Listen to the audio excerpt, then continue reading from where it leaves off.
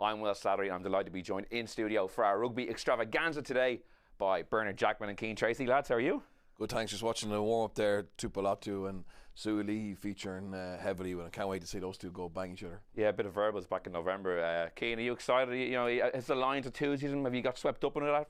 Yeah, I was saying this to you before we started that I'm really glad we had the game in Dublin, because I've never been lucky enough to be on a Lions tour, so it's hard to imagine what it's like. You're kind of watching it through the prism of clips on Twitter and whatnot, but I think we saw, you know, a taste of what it was like in Dublin. I thought the atmosphere was incredible that night. God, it feels like a bloody long time ago at this stage, but just watching a few clips that the Lions put up, the thousands of people that are over there, it's hard not to be swept up, even though we are kind of far removed here from it. So yeah, I'm excited. It feels like now it's finally caught up with that night in Dublin, which was such a great way to start off the tour. Obviously the warm-up games are a slow build on the pitch, and the fans kind of coming over in dribs and drabs, as you can see on some of the footage we're seeing now, that it really does seem like it's reaching fever pitch. Just some housekeeping for how today's going to go. We're going to be with you pre-match up until kickoff, and then we're going to be giving you minute-by-minute reaction analysis, reacting just as we would, maybe with less swearing, I would say, if we were watching it with no cameras around. We'll be giving you the halftime analysis, all the big talking points covered off, and then after the game we will have an immediate debrief. We'll be joined by our colleague Rory O'Connor, who's over in Brisbane for the first test, so we've all that to look forward to over the next while. And just before we kick off, a reminder that our rugby coverage on Indo Sport is brought to you by Energia. Energia sponsors rugby in Ireland at all levels, at grassroots with the Energia AIL, and as the official energy partner to Leinster, Connacht and the Irish men's and women's teams. The Energia Rugby for All initiative supports inclusion, welcoming everyone of all abilities to participate in the game. To learn more about Energia's rugby partnerships and find out about their exclusive home energy offer for rugby fans, you can visit energia.ie/rugby. So that's the formalities out of the way, lads. We can really dig into some of the talking points. Bernard, I guess the test team is obviously always something we're fascinated by. It's kind of the really thing keeping you engaged when some of these matches are a bit of a turkey shoot. What did you make of the first selection, in particular the back row? I think a lot of people were focusing in on Tyburn and Tom Curry, two guys who haven't, I would say, been at their best. But Andy Farrell clearly earmarked them before a ball was even kicked as two guys he wanted in there. A little bit of a risk, or do you think that's the right call? I don't think it's a risk. I think, obviously, the position that there's most depth in is open side. But I think Tom Curry is a top operator. He hasn't been outstanding on this tour, but of all coaches that I've analysed or looked at, Farrell is someone who backs his gut more than anyone and really rates kind of past performances. And you know, Tom Curry's played in the World Cup final. Tom Curry's been consistently a top operator, like one of the best rugby players in the world, but maybe not as flashy as a Pollock or be as consistent at the breakdown as a Jack Morgan on this tour.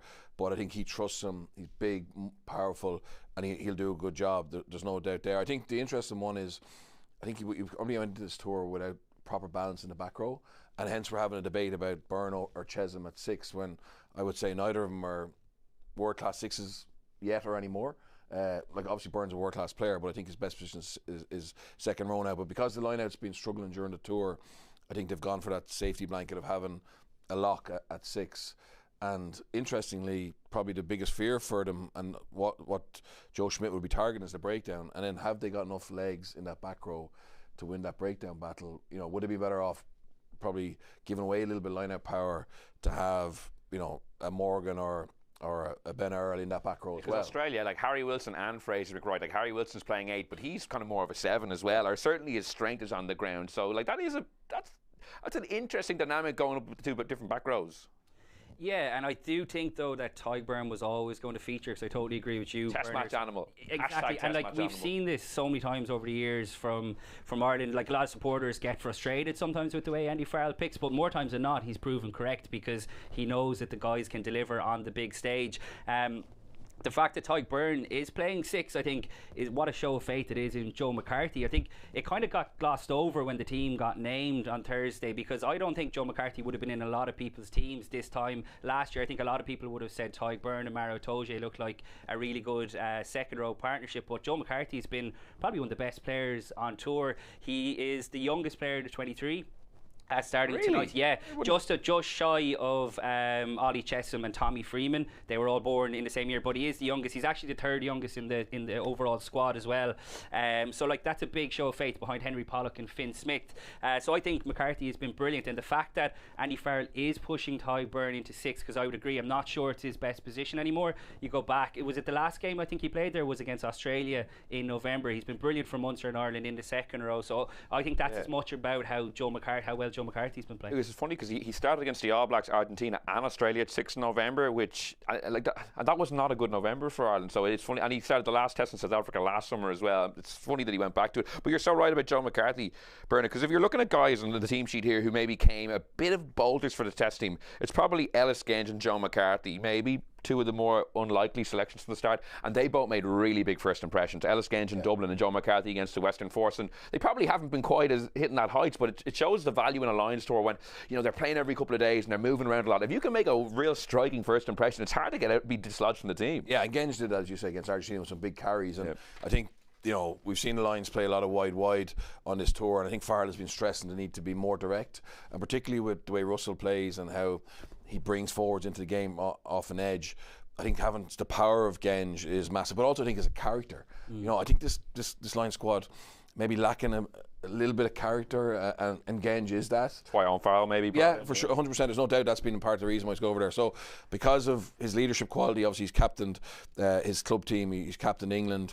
I think Farrell straight away said, right, his form is better than Andrew Porter.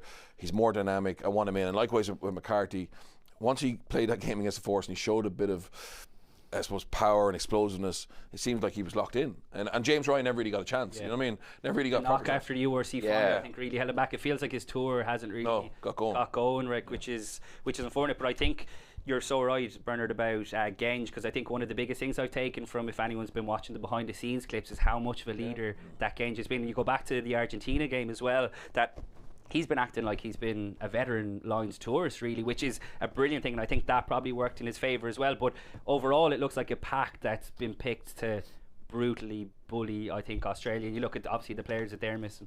We're looking at a guy on the screen here, Maro Itoje, Lions captain, who once Caelan Doris went down, felt like the obvious choice in some ways the only choice, which maybe doesn't speak that strongly about the overall leaders that were emerging at that juncture. You mentioned the behind the scenes clips there, Keane. I have been struck by, he's not the most authoritative speaker, and we're raised on Lions lore of Paul O'Connell, Brian O'Driscoll, even Sam Warburton, who we were talking off air, is he a legend of the Lions for on pitch, but he's a good articulate speaker. What do you make of Itoje as a captain figure, Bernard? Like, is he ticking all the boxes for you? Look, I've been doing a good bit of stuff in the UK recently, and players who've played with him, played against him, players who understand him say he's an amazing player. Like, there's no doubt he's a world-class player, but certainly he isn't that captain of of folklore where he gives inspiration speeches, he brings people with him. In actual fact, I think there was, when Caelan Doris got injured, there might have been Maro wasn't the next obvious cab up from a coaching point of view. I think they even looked at Dan Sheehan, which would have been some call. I mean, imagine the English media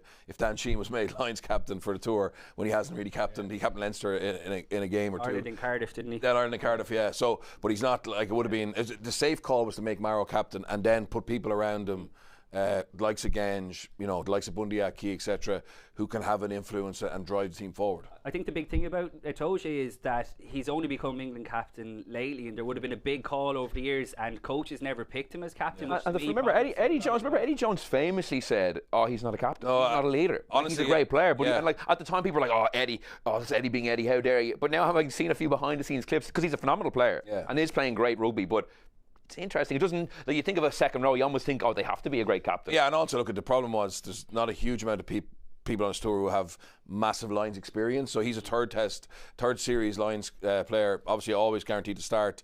But I think that, I don't necessarily mean that means he should be captain.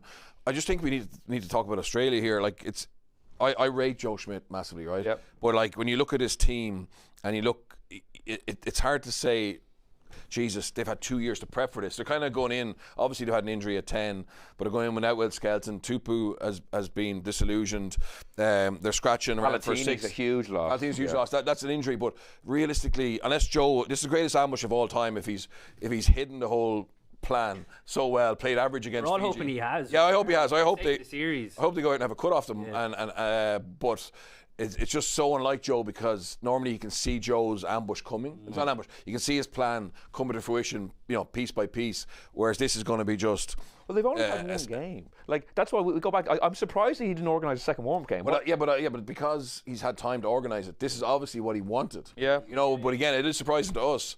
But you know, he's starved these players of opportunities to play against the Lions in the friendlies. What have been doing in camp, and have they been able to get themselves ready to win a first test? I've been thinking about this all week. Has there ever been a test match where the coach is the most central figure? Because if I'm looking at this Wallabies 23 and it's not Joe Schmidt in charge, I'm thinking, God, they've got no chance here. But because it's Joe, I'm fully expecting him to have something up his sleeve. I don't know if there's ever been so much weight put on a head coach who's not obviously playing. We saw, I know the All Blacks in 2023 and 2022 were not obviously a good bit stronger than this team, but they were at a seriously low ebb when he came in. And come World Cup time, by that time the quarter final, his fingerprints were everywhere. Like, he coached that team up and brought them back to the All Blacks teams they were previously, to the fact they were a kick of a ball away from winning the World Cup. So if there's one coach in the world, if he said, who could take this Australia team, get them to a level to make this competitive, I think it would be Schmidt. Yeah, and he did in November. So like, I would have said they left Europe in November going, geez, that was actually exactly what we needed. It's literally just we haven't seen a huge amount of them since. And then the Fiji game, they were quite clutchy and scratchy. So, but again, these guys, the legacy these fellas have is they can actually potentially save Australian rugby. That sounds like a bit of an exaggeration. Australian rugby's on its knees. A good Lions series will give them some boost for the World Cup, and then obviously they can go toe-to-toe in that battle with the NRL and Aussie rules, etc. But at the moment, they need this team. And these players, it's a big pressure on their shoulders because there's not a huge amount of experience. You know, obviously Slipper and stuff there is, but overall, but that's effectively the challenge they have. I was going to say that, like, that's the glass half full approach, but the glass half empty is that if this is a whitewash, Joe's leaving, obviously Les Kiss is going to take over. That's going to be a rebuild. 2 years out from the World Cup, it's going to be over there. For so many reasons, I'm not saying you want the Wallabies to win the series, but you want it to be competitive with the bigger picture in mind, because the World Cup's going to be great either way, but it'll be even better if the locals are fully buying into it. And I think one of the best ways to do that is by a at least successful Lions series. Even the succession plan is kind of strange. He was meant to be leaving after the Lions, then after the Rugby Championship, then November. Now he's going all the way in doing next year's summer tour, the new Rugby Nations Cup, whatever it's called. And so Les Kiss is only going to get one November and one truncated Rugby Championship. What are the chances of Joe still being there in the World Cup? If he can go to 2026, it's like, oh, would you not just do one more year? Yeah, I think if they have a good series, he'd be tempted to stay on. Les Kiss has been announced. I know, but as they're very close. Very close. As a mentor consultant, like Les Kiss, they'd work it out, I think. Yeah, Les Kiss wouldn't want to not have Joe if he proves his value here. But this is the Wallabies' best chance. I know they could have Skelton back next week, etc. But this is their best chance to catch the Lions cold. The Lions haven't had a proper test since Dublin. Yeah. So we're watching the anthem, only one. Did they sing the Power of Four? We did the Clive Woodward 2005 anthem out here. So yeah, there'll be good atmosphere in Suncorp. Like Suncorp, Brisbane always looks like one of the better atmospheres in Australian rugby. The scenes, like I said from this morning, from what I've seen, look amazing. And look, it's easy to be kind of negative about the Lions, but we got a taste of it in Dublin. And I've had an unusual experience of kind of following it from afar because I've been in Georgia and Portugal. So I've watched the last 3 games in bars in Tbilisi and Lisbon, and they were chock-a-block full of fans who were just mad for the Lions. So while I said it's easy to be kind of negative, like, people love this stuff. The amount of money that people have paid to go over. But, like, you were in Tbilisi and was watching the Lions. I was in Westmeath last weekend. The pub wouldn't show it. Like what's the hell? I'm in Lisbon last weekend. The pub opened at 11 o'clock. Yeah. Obviously, the game was kicking off at 11 o'clock.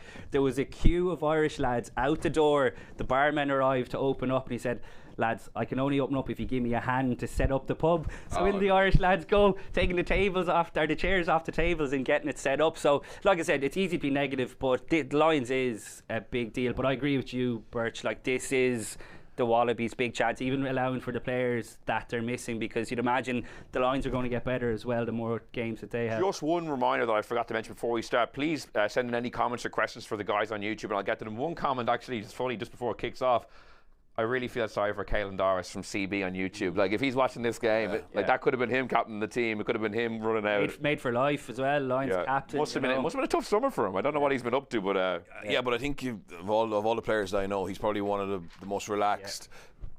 He's someone who's able to have perspective. You know, obviously it's going to be hard for him, but I don't think he's totally obsessed by the game. And he's other people around him. His parents are psychotherapists. I mean, I'd imagine I do agree. They just have 2 long couches in the sitting room and say, they can lie down on.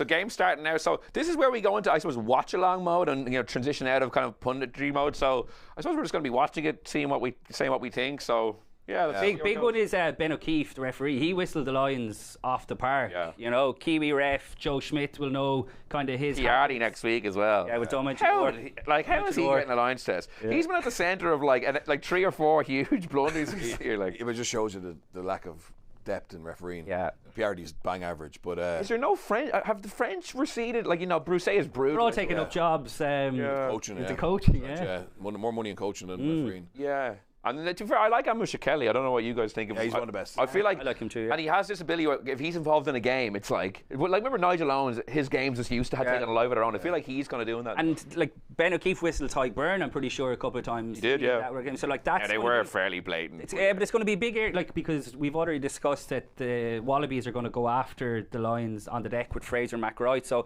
that's going to be a key area to how Ben O'Keefe sees the breakdown. I was just thinking on the way in, if you won the toss, it was if I was the Lions, I'd take the kickoff. Take it? I'd kick it off. Oh, they are. Because I'm sure Schmidt has talked about that opportunity, that first kickoff to get Sully, one-on-one with somebody, and I think they are going to kick. The Lions kickoffs receipts have been shocking. Shocking, yeah, but that's just. I think he's got better, but he obviously he's a world class in that. Isn't he freakish athlete? I was watching him for the game, doing his usual thing, walking around the pitch in his bare feet.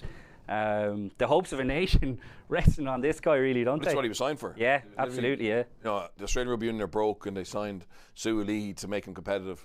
Mm-hmm. Sue Lee and Eddie Jones, that was the dream partnership coming in. The Lions went contestable too.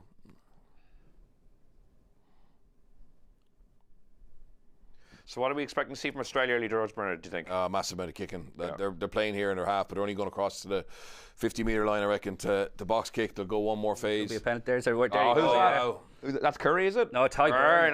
Tyke Byrne, the blue scrum cap. And that kind of sets the tone. Vindication. He's already shut me up because I was crowing about that 6 and 7 selection. 30 seconds in and you win a breakdown penalty. I literally just said it'll depend on how Ben O'Keefe sees it. That's huge.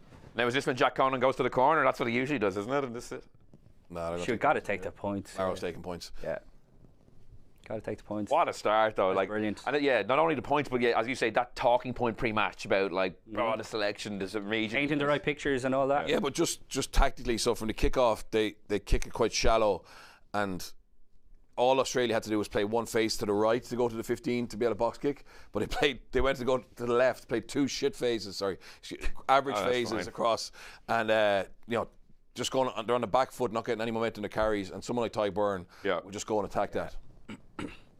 It's great for Tyke Byrne as settler as well, because it's been a tough tour for him. Easy for Finn. 3-0. Yeah. That's not the start the Wallabies wanted in so many ways. And from a Schmidt team as well, giving away a breakdown penalty in your own territory after the kickoff, Here we go, this is it now. Yeah. So Ely up in Twickenham in particular, he was phenomenal in this. We didn't really touch on Tom Lynagh, what a big start for him. Oh, he's kicked long. Jesus, surprised at that now. Yeah. In fairness, I think if you just concede a 3, you maybe say, right, just we'll go back to the short one. I don't want to risk it in case Lions are on the attack again. Yeah. So actually, the Lions are about exit here. They've been actually kicking it off quite a lot. So long and off. So that will give Australia line-out opportunities, which they haven't kicked it off this time, because I think if you're playing Joe Schmidt's teams, you don't want to give them line-outs in that area. Yeah, you should keep it on. He's a super player, Tom Wright, isn't he? He's class. He actually is one of their few, I'd say, really, really world-class operators. Good hit by Tyke Byrne. And Furlong's been good, hasn't he, lads, on the tour? Oh. Line early on, getting a go. Ikitau. In fairness to them, they have athletes with the likes of Ikitau and Wright. If they can get anything front out wide is dangerous. Very dangerous. He's brilliant against England. Harry Potter, though, starting for the Wallabies is strange to me. Lynagh. Good read. Did well, he kept flying off his wing, shut down. You go through Hugh Jones and Dan Sheehan, was it? Yeah. And their little tip on pass, they're working. They're making inroads. Joe McCarthy's made about 3 or 4 tackles already.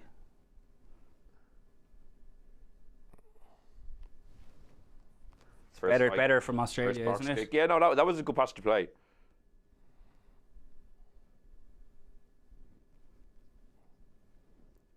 So Jorgensen and low.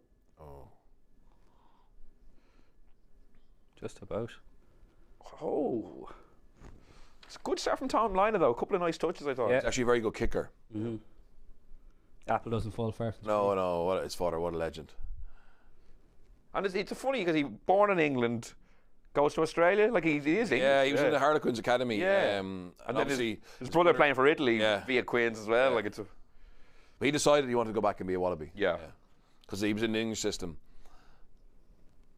But I did think people were making out like Lola Sio was a humongous loss. I don't think he's very, I think he's an average enough 10. Like Purely because of he has been their 10, I think. I agree with you, but Let's go by I don't think it's ideal to have Tom Liner making his first Test start in the first. I actually think going to O'Connor wouldn't have been the worst idea. He's been decent for the Crusaders this year. Yeah. 50-22. There's no... 50-22. Oh, Harry Potter. No magic there. I was like, don't say it. He's gone. Oh, we got it. There's a Keenan trying to take the quick one. Freeman, I think. Bad error though. Like you know. Oh no, Piardi's given the line out to... Did someone touch it when it went over? Maybe. Didn't think so. They haven't had a lot of success at the mall. Like they haven't had a dominant mall in anything. Which is really. You'd have to think that they'll try and use that as a weapon. That was a terrible pass. Freeman to Gibson Park. So, are you expecting to keep this in the mall here? Yeah. Or kind of peel off? Well, they've picked a mauling pack, haven't they? Yeah. I'd be very surprised if they didn't.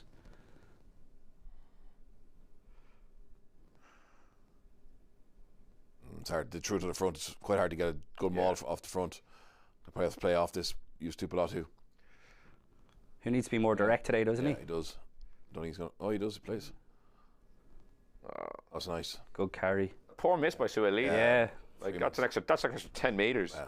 Great carry. Oh.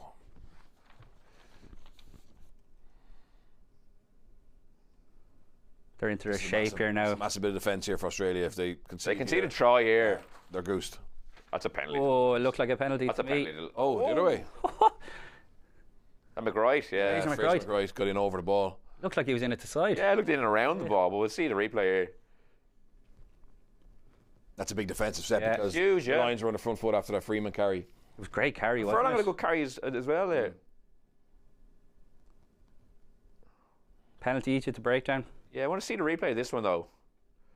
Like not to be like some sort of partisan Lions shill, but I did think it looked a little. The only thing is he was communicating with Ben O'Keefe all the way through it. Yeah. He tends to do that actually. Good, yeah. Very good. I don't know how he does it, putting your body in that jackal position. Yeah. Being able to talk to the ref. Okay, so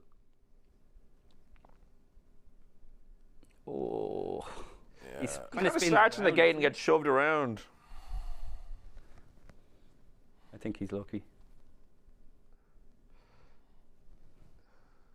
Oh, that's a shocking pass. Oh, that gives it right back. Like Again, this stuff. that's basics. Like there's a few basic. Joe Yeah, just Joe. Like tearing his Harry hair out Potter's that. fumble, that pass. That's something Van der Fleer is very good at, peeling off mauls yeah, and being giving, accurate. Yeah. giving nice little passes. I think he's very unlucky not to be anywhere near the team this week. Yeah, There's a lot of options to be played fair. well, but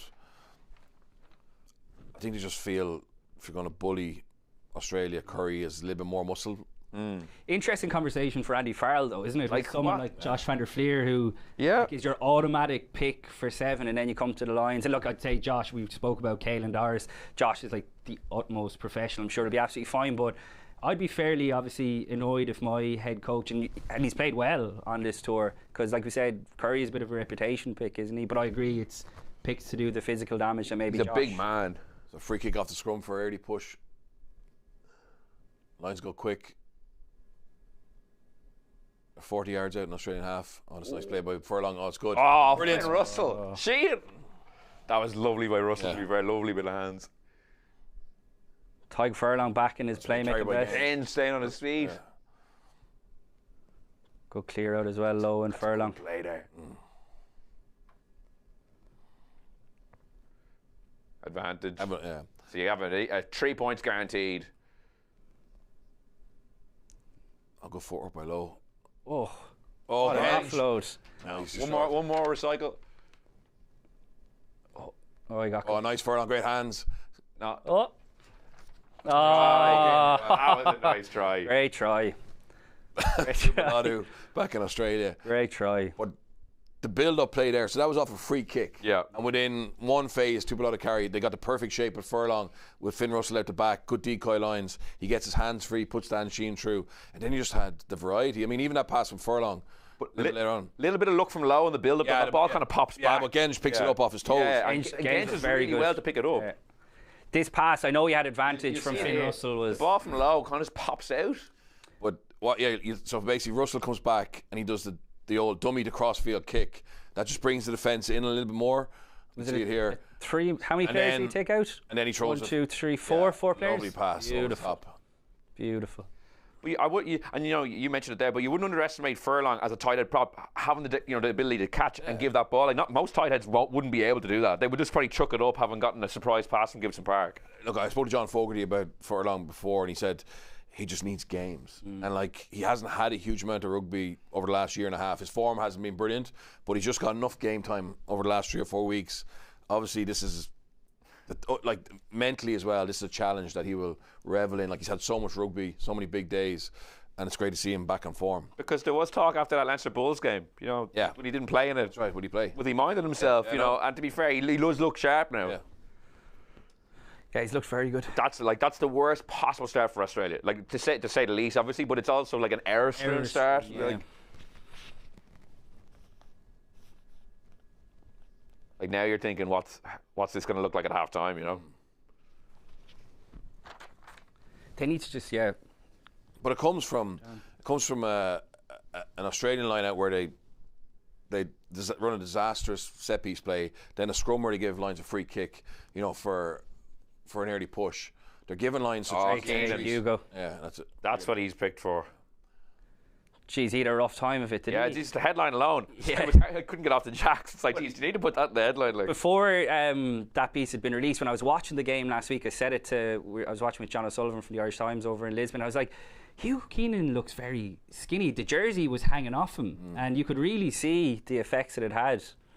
Oh, they're cleaning him out in the air. It's a disaster for the Wallabies. Oh. The Wallabies have to get aerial dominance if they're going to be competitive, and the Lions have won the first 4, and now they're back into 22 again. And won them with authority, like, they're getting clean hands, pushing it back, like, it's not particularly scrappy even. No. And obviously, when you can't escort now, it's harder to get those clean catches. Yeah.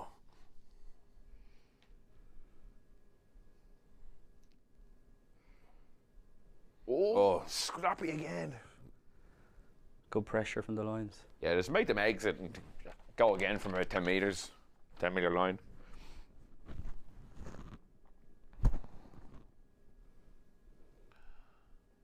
Said Wallabies just trying to get this off. Yeah. They just need to find a So way into the game. what are they thinking to regroup here now? 10-0 down, 10 minutes in. Get it. Like, obviously, look at Joe Schmidt's game plan is built around a lot of kicking. They obviously aren't getting any returns out of that. But now they need to go to something that's going to get them on the front foot. And traditionally, it's been Joe Schmidt power play off a line out, normally 4 or 5 men. But they need to get a line out around the halfway line. Unfortunately for the Wallabies now, this is a Lions throw, and they're going to get a chance to go launch something. You use Conan up the middle, 2-sided attack. I think I was going to kick this. Yeah, box kick down the middle of the field with Freeman chasing 1-on-1. Oh, and he's unlucky there. He knocks it on the air. It's a great kick, Gibson Park, wasn't it? Referee missed it. It was a super hang time on that kick from Gibson Park.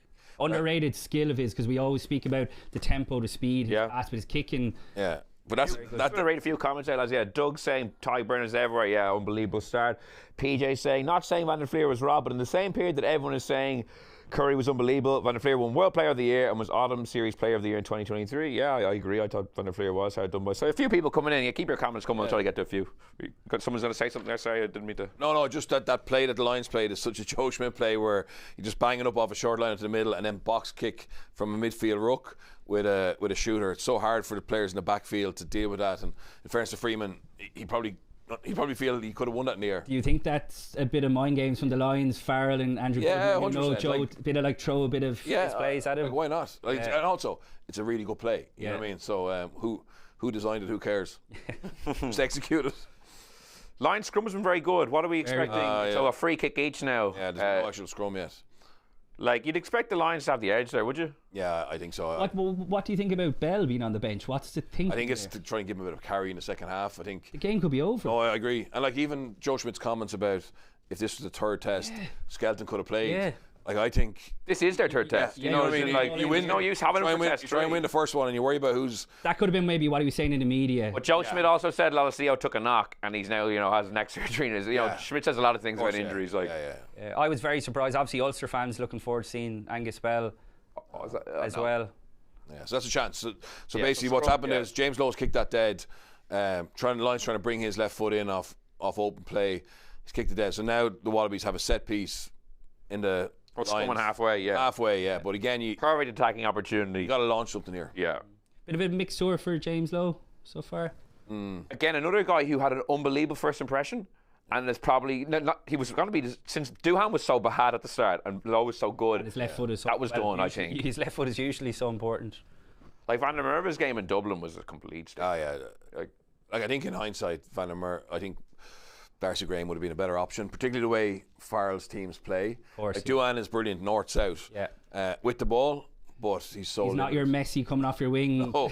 He's so poor when the ball's behind him as well. They were it's one of those guys. He could not pick him. 100%. Yeah, he's just one of those guys who's almost too established. He's a perfect dirt tracker, to be fair. He is. He's scored loads. He should have been a dirt tracker in 2021, but he's a real Gatlin style wing, Here's the first scrum. Yeah. It's going to be completed. Lions putting pressure on, but the Wallabies try a little reverse play, crossfield kick. Well read by Hugo Keane. No. Keenan spills it though. Yeah, so just on that there for the viewers, the Wallabies dummy to go right, which would have brought Keenan across, and his ability to track and get back to the right hand side is phenomenal here. So he would have been heading the wrong direction, and they go for that crossfield kick, but he just covers so much ground. That's a poor kick. It gives him a chance. I know they have a scrum actually. It's worked out okay. It's worked out okay for them, but Keenan is such a good sweeper fullback. You speak about like underrated roles, like that's something that the cameras don't often pick up. It's when you're in the stadium live, you get to see. Like Rob Carney was obviously brilliant in that pendulum role as well, but Keenan, like sometimes plays the game like a step ahead, doesn't it? Yeah. And Bernard, like would Keenan be a good bit better at that part of the game? I think Kinghorn's got maybe more out and out pace. Yeah, definitely better. But like what Hugo's very good at is obviously he's unbelievably fit, but he reads body language. Yeah. Just a second earlier than most players, so he was already on his way over there, whereas Kinghorn I think maybe will be planted on his feet for a second. Joe have something up his sleeve here if they. That's good solid scrum by Australia. Let's just go direct with Ikatau, gets into Finn Russell and Gibson Park. Good carry. Yeah, very good carry. He's going to Exeter at the end of the year. Yeah, he'll be gone. So it's like doesn't bode well that one of your starters in the Lions series is going to Exeter. It's not even if he's going to one of the big teams. This is an important. Even get 3 points. Yeah, massively. I think now they'll just do what Joe Schmidt's team do, which is just one out carry. They're playing at the back, but generally be really direct here and patient and try and get a penalty advantage and then do something. Let's keep an eye on the blue scrum hat if he's lurking. He's there now. Yeah. Big Curry hit. for you. Curry absolutely empty McRoy there.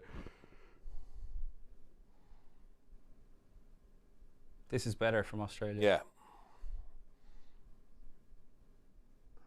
Byrne and getting big hit. Their defence has been good. Yeah, Byrne and Curry, to be fair, have been very busy. Across the course of the tour, though, for Simon Easterby, I think that the Lions' defence is. That's good tackle by McCarthy and Tozy, just slowing that ball up, creating a little mini maul. And you're thinking, where are Australia getting a breakthrough here? It's like. And this is energy sapping as well. Yeah.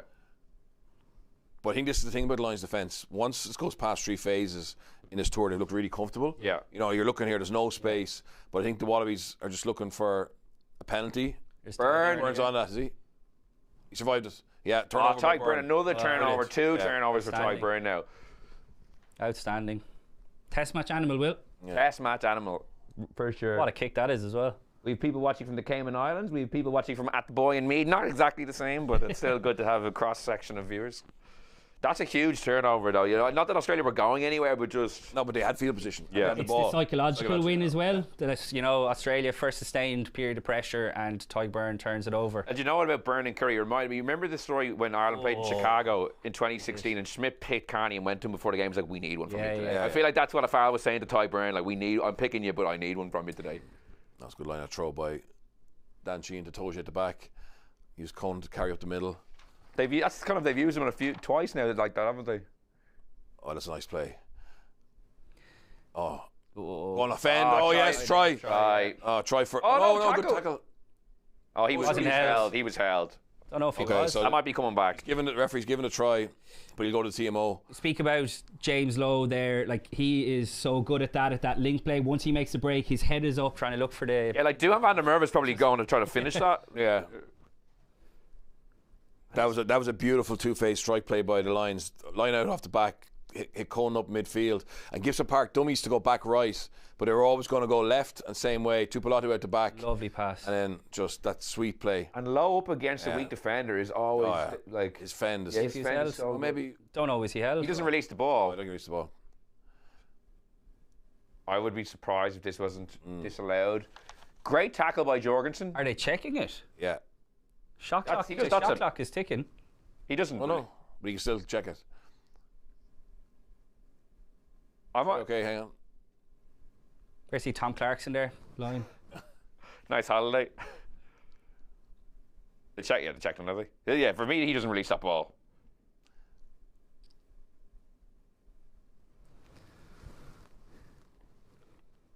Yeah. That's coming back, I think. That has to be finished. I think, and if it's not finished, he needs to basically recycle it. Yeah. You know, Hugh Jones there. That's greedy. The Lions are going to score the next phase. That's greedy. You either pop it from the ground or you just plant it. I don't know if that can be given, lads. It's definitely being pulled back. Pulled back, yeah. And contrast that, when Ellis Genge picked the ball up off James Lowe, he didn't go for that extra yard. He recoiled. He had the wherewithal to know I'm not getting over. Whereas Hugh Jones, this is greedy and a bit headless, to be honest. Because Gibson Park's there. Gibson Park is there. Oh, wait, hang on now. They're looking at... So, what? Lina, is it? That's very harsh. Yeah. I generally hate that's that good. kind He's of saying thing. minimal contact, I'm sure Kelly's saying, to be fair. Yeah. So try this now. That's massive because Lions go 7. Game over there. You look at the ease, though, lads, that the Lions carved out Australia there, and then you look at the sustained period of pressure just for Tyg Burns breakdown. They're going nowhere really. So that's Ringrose coming back in for the second test, though. I'm telling you, that's all. That's Ringrose coming back in for the second. That's a really poorly. You have to be finishing that. Yeah. And he is a good. He is a good finisher. No, it was a great tackle by Jorgensen. See the way he bounced? Yeah. So basically, Gibson Park bounced back as if he's going to go right. But the Lions were always coming left, and that's nice pass. Look at Jorgensen. Jorgensen gets fended by Lowe, but comes back and makes the try-saving tackle. It's brilliant by him, but it was lovely. Not great defence first up, but like how many wingers have we seen trying to go high on James Lowe? Yeah, and coming off the wrong side of it. But to be fair, a lot of wingers would have left it there. Yeah, totally. Yeah. And it would have been an easy running. So I give him a little bit of credit. Sorry, a good bit of credit. So here's the replay of it. So just Conan opens up middle of the field. Two-sided. Yeah. And he just bounces for a second, but he's always going the other way. Big Joe McCarthy was on the decoy. Yeah, that's lovely. Super play. Yeah. He's just such a good fender. But that's what I'm saying. Once Lowe goes past his man, his head is up and he's looking for the inside pass. He's so good at that. Yeah. The amount of tries, usually it's Gibson Park on his inside for Leinster and Ireland picking them up. And so it's funny because he scores so many tries himself, but yet he still has so many assists. It's not as if his try count himself is down. Oh, so the Lions have been penalised for sacking them all there. Jumping across? Yeah, jumping across first, but then I think they pull it down as well. But it just gives Australia a little bit of a lifeline to get an easier exit. Big time. We've someone watching from Hiroshima in Japan. We've someone watching from Maynooth, so the cross section just keeps growing more and more. Keep them coming. And someone is watching on a ferry from Havard to Split. Nice part of it. Beautiful. Oh, yeah. Good. Beautiful Havard. Probably a big session there, I'd say. Havard is stunning. So was this a Toje grabbing him? Yeah. I was burn across, I think. Oh, was it? Kind of those ones where it's in an area of the pitch where you can afford to. Just lost it again. Australia have been very messy, haven't they? Yeah. They've had one clean scrum on the left wing, and besides that, everything has been a bit choppy. Like they haven't been able to do.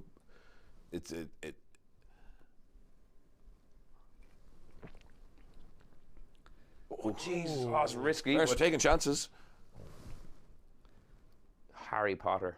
We've hardly seen Suili. No, nothing. That's 50-22? No, it's going. Oh, is that going dead? No, no, it's not. It bounces. Oh, that's back. It's all the way back. That was brilliant by Keenan. Jeez, so Hugo just moved. That's like Clement. I'm thinking Clement Watchalong and Rob Howley in 2004. So the ball was bouncing along the try area, and he just trusted himself. Jeez, the swing there, if that goes on the 5 metre line versus now the lines of a scrum on the inside the 10 metre line of Australia, that's huge.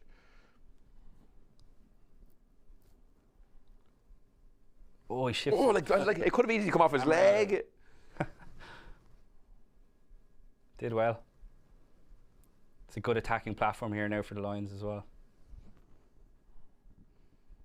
Colin Hennessy watching in Wanganui, New Zealand. I saw a bit of the All Blacks game actually. Yeah, it was good. If France had sent their full team, they would have won 3-0.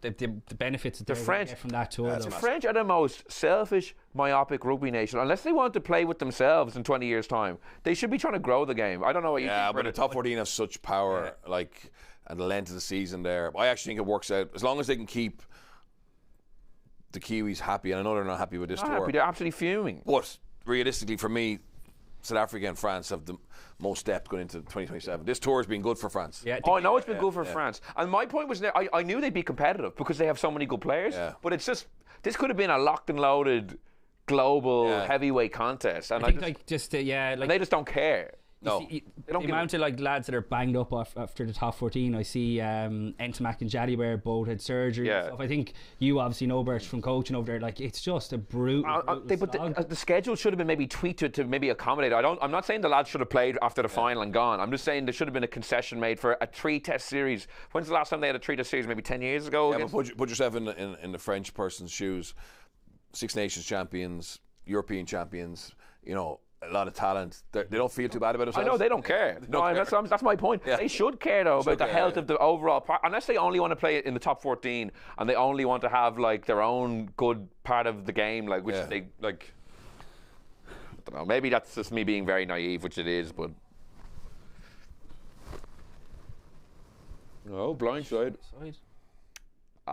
That's... It's a waste of. That's a complete waste. That is a complete waste. So what do you think is called there? Like, what are they seeing? What are they trying to do with that? Like, so Freeman, that's the Freeman chip out. Yeah, I think, to be honest, they're just trying to get the ball into the 22 and then go pound him. But he kicks it away, and so you don't think the kick was pre-planned? No, maybe, I think they would prefer he just carries there, gets him on the front foot, and then they get into a little bit of shape.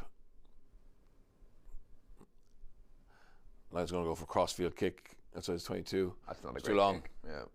No, low make. Oh, he did well. There's Sui. Is this what Australia want? Yeah. Chance to counter ruck, but look at Lions. Loaded well there. No, that's really good. Brilliant by Hugh Jones as well. Hugh Jones. Yeah. Ikitau was really piling in because there. They need to get like some scraps like that. Because it is only 10-0. Like, you know, it's like it feels like it's a lot more. It does, but they give it away. Oh, the ball's turnover. Yeah. Okay, so it's turnover. Now they got to go. Oh, Suli. First touch, is it? Yeah. Good tackle. Tackle with Tupilatu. Conan had about a bite at that. Your lads a bit of spice from November, of course. Oh, yeah. It must be a strange feeling for Tupilatu. Knockout. Was that touched? In fairness to the Wallabies, they're trying to play. They're trying to get the ball to the edges, but the Lions defence. It's a brutal kick. Wasn't it great? Gave him a little bit of pressure there by Keenan's pass, though. Now's a chance. So Russell kicked it along down the middle. 50-22. No, that's a shit kick. Oh, that knock on? Oh, Freeman picks it up off his toes. Oh. Straight out. Freeman. That's two mistakes by Freeman now in a minute. That box kick was really poor, though, for the Wallabies. To me, it seemed like he was almost pre-programmed that, you know, the game plan was to kick in behind rather than actually scanning the picture because the lines were perfectly set up in the backfield there. No. Oh, you but Keenan didn't give Russell a great pass there after that bad box kick. No. He kind of put him under a little bit of pressure. Yeah. And now Freeman making a mistake. It's been the last kind of 5-10 minutes been a bit kind of... Yeah, Australia getting back into it. Oh, Tyke Byrne with a line out. He's man of the match. Yeah. Third turnover. That blue scrum cap. Who thought Chesham should start? Tupilatu. Oh, that's a penalty. He said no hands, yeah. Oh, yeah. So now, what do you think? They go to a Russell chip? No, They're going to play Tig. Tig, bro. That's a good tight out prop flinging that ball off his bad hand. McCarthy in open field. Oh, I love the Oh, that's lovely. Yeah. Oh, Grange with a burst. Still going. The Rhino, baby Rhino. Ah. 2 big carries, though. Yeah, advantage over. Yeah. That's not a This game could do with a scrap, you know that? Yeah.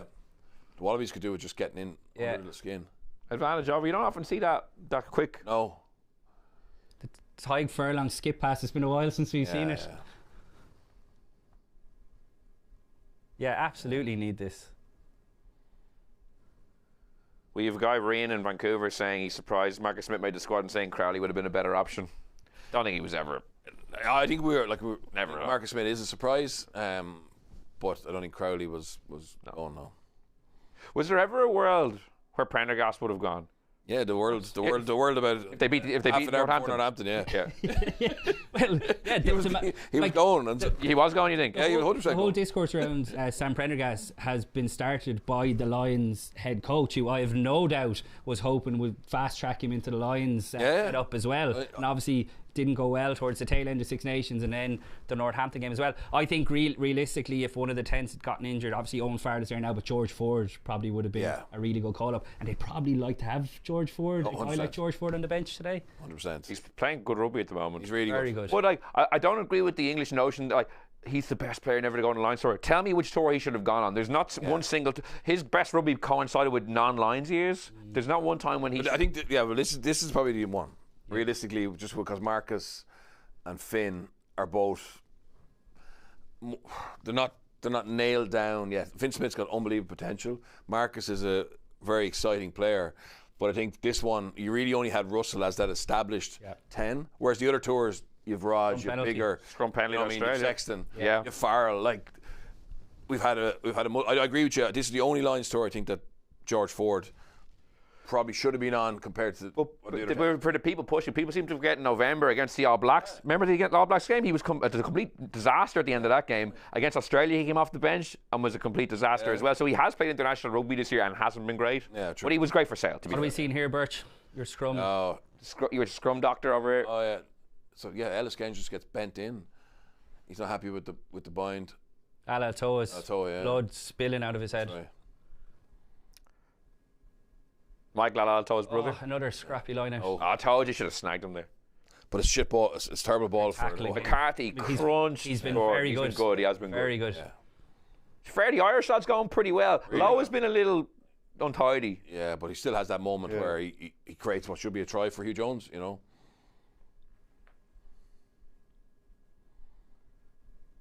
Oh, good hit by Dan Sheehan. Catches Australia behind the gain line. Good tackle by Curry. So Australia trying to get a bit of momentum. They're going nowhere, so they have to kick in behind. And again, it's... and goal here. Yeah. Oh, great. That was a lovely bit of play. That was a bad kick by Lowe. That could have been a really good moment there. A poor kick, though, wasn't it, from Lina? Never on. Yeah, but the problem is they're on the back foot, 2 or 3 carries behind the gain line. He's just trying to make something up. Shoveling shot. You know? Ben O'Keefe does a lot of coaching. Loads. Like, that should be a penalty against Curry instead of letting him say that's a ruck 7, that's a ruck 7. But the 7 is Curry's done his job there. You know, He's gone.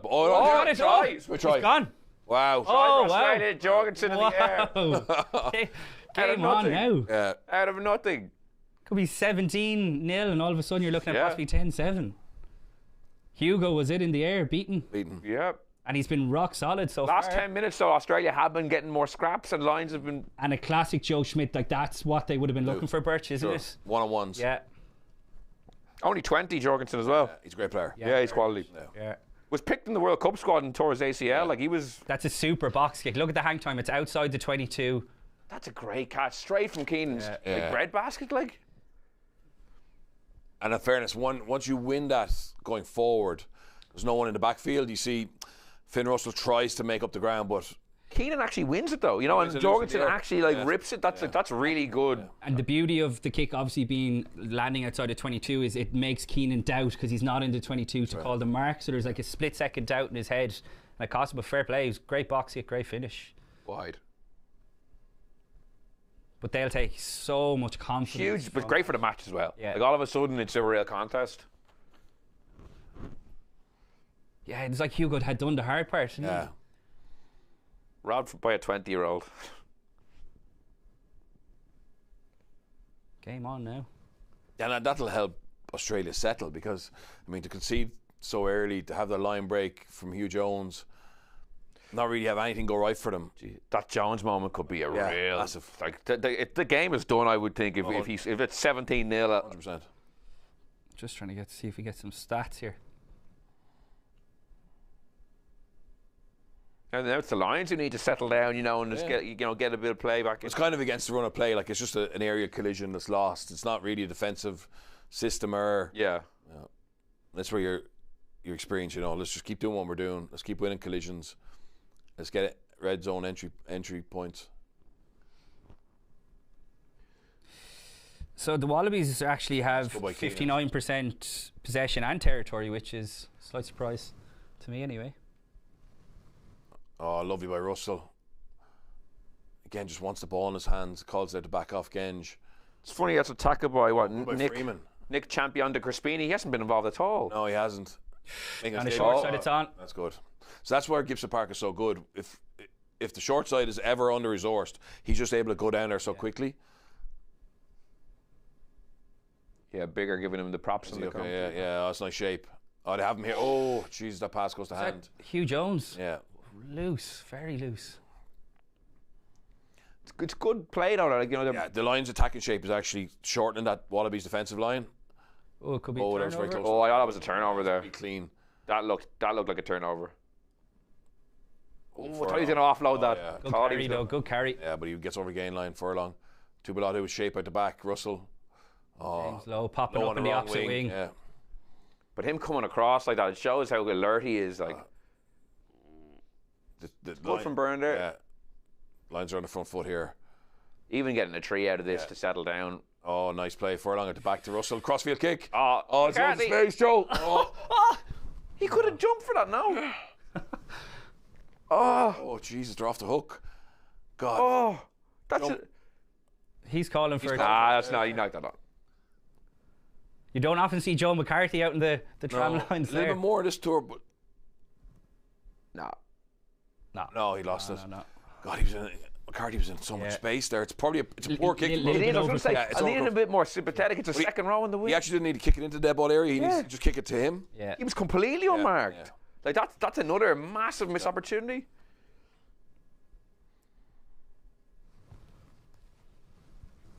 That's but also I think might have a set piece here from here now. Looked like it was good rugby though. The old Joe Schmidt special. Yeah. Oh, Wallabies have done well. Slow it down. Oh, they've gone for that wide pass off the ruck. Tubalado hitting Ty Byrne. Byrne's been everywhere. Brilliant. Inside ball, lovely. That was the play. That's the Ireland one, yeah. It was a set-up play in the third phase. At the back. Oh, Jesus. Furlong just puts it to the ground, but just carry it. They're trying to be creative, aren't they? Oh, this is very sloppy now. This is really. They just need to take it into contact here. Yeah. Okay. Russell, you madman. He's going for Toje. It's going to work. Toje through the middle. Into 22. Just get a few phases and just settle down again, yeah. So this is where you want the Lions just to muscle up here. Genge. Yeah, Genge, great carry. Byrne, you need to clear that out though. Yeah, great carry by Genge, great clean. Yeah, because Wilson was loitering. Be direct. Lovely Hugh Jones. Oh, yeah, one more phase now. Here. Oh, bad Paul presentation. Yeah, this. So the Lions are 3 yards out. Good. Yeah, and they're really queuing up now. Like they need a try here. It's good rugby here though. Like the. No, the breakdown. Oh, good by Genge. Hits Byrne, but good hit. Tackle. Advantage. That's huge now. Side. There's no one. No, good ball. Has to be room somewhere. Jesus, great pass. Walk in low. He lost it. I knocked it on. Did he not have it two men outside him? Yeah, I'd say he did. Oh. They're really blowing. I think it was Dan Sheehan out in the. Yeah. Got a bit of white line fever here. What are they doing here? Tap or line out? Line out hasn't been 5 metre tap. I think you can go for 5 metre tap here. Yeah. Don't let him off the hook. God, they haven't been clinical. They haven't at all. Just come back to the start of this. The Russell crossfield kick to Joe McCarthy. It's so early in the phase play. You know, like the Lions were getting. They're going to go to the corner. They back their maul, but And even there, like James Lowe either passes that or he's got to look after it. Yeah, let's see we here. go, We'll see a wide angle here. It's I a think really Sheehan wide is pass out of from shot. Gibson Park. Oh, he misses about 6 players. Freeman's there. Yeah, Look, they- She- oh, look it's at just Sheehan. Freeman. Adi Freeman- Fair. no, Oh, Freeman- sorry. Sheehan is- Sheehan's on the edge, yes. Sheehan's on the edge. Just hands there and it's a walk in Yeah. for Sheehan. That's uncharacteristic. We've just been praising his Yeah. playmaking. Miss a huge moment of the game. 5 minutes before half time. Oh, lovely throw. They throw to Otoji without a jump, but Australia done Australia well. done well. Joe, get away from the touchline. Okay, so the lines are They're in control 2 meters again. out, 2 meters from touchline. This is a big moment Yeah. in the game, isn't it? You don't need to be flash here. You just got to Good carry. round and type. pound. Otoji. Held Oh, up. God, he's held up. Oh, Well, there's a penalty. Yeah, but That should be a card. When's the card coming? again, though, I told you need to do that. He The didn't, white, he the white didn't. line fever But here. why are you jumping over the ruck? Yeah. How often do you see tries with people jumping over a ruck at international level? Never. And they so, had advantage. so They could've just- I think they should go for the quick tap here because they haven't shown real dominance at line-out time yet. And Maul. This is a Dan Sheehan quick tap here. Yeah, Yeah. go Sure, for a quick tap, yeah. Now, will it be a carry or one of the moves? Carry. Yeah. There's carry. Yeah, there's a big, yeah. one more big carry. The Curry. Curry. Try. Surely Yeah, score. try for Yeah, Curry. yeah. Try for Curry. Route 1. Route 1 and And in fairness, this is what we thought when we saw that Lions pack. Yeah. That if it comes to an arm wrestle, Yeah. they have the power against this Wallaby front five in particular. And you just seen it there. That's massive because the last 4 or 5 minutes there, they've had some opportunities and haven't taken them. to be fair, they've responded really well to the Yeah, try. yeah. Like, they've missed a couple of chances, but the rugby has been good. Really good. Yeah. Really good. Yeah. Yeah, when the big ball carriers get like, there's some really big pick and goes in the last 5 minutes. Massive. Like, to be fair, Keane, I think I don't disagree with your stats, but how I feel about this game is the Lions have been significantly better. You know what I mean? The Wallabies have had more possession, but I don't know, they haven't really looked dangerous, whereas the Lions have had proper opportunities. And if the lines have been more clinical, they Yeah. could actually be out The of sight outside, here. yeah. Dahi Barker is watching in Charlotte, North Carolina, and he's saying he's enjoying watching a full zoo of Lions test animals. Okay, very good. Moneybags891 is saying he might have to turn us off because we're ahead of his dodgy box, so we're spoiling what's coming. We don't condone dodgy boxes. Yeah.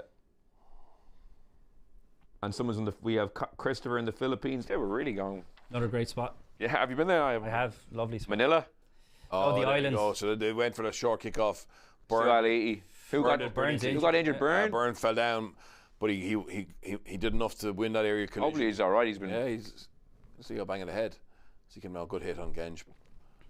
Genge has been good. Yeah, it's class. Very good. Class. Really justified that selection. To be fair, though, like you touched on it earlier, Will, like he laid down a marker in the game in Dublin and has been outstanding ever since.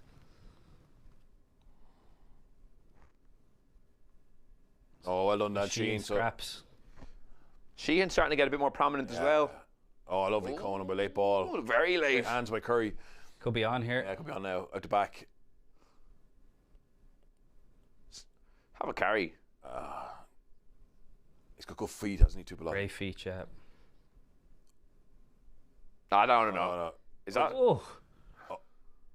well done by Russell though? Well, Russell did very well to read that and stop it. It looked like McRoy. Russell, is that Russell? Oh, His hands on it as yeah, well, no. and he lost it though. Forward now. So this is scrappy ball here. Australia have it back, kicking downfield. Oh, well covered. I could see another score coming here before half time. 50-22. No.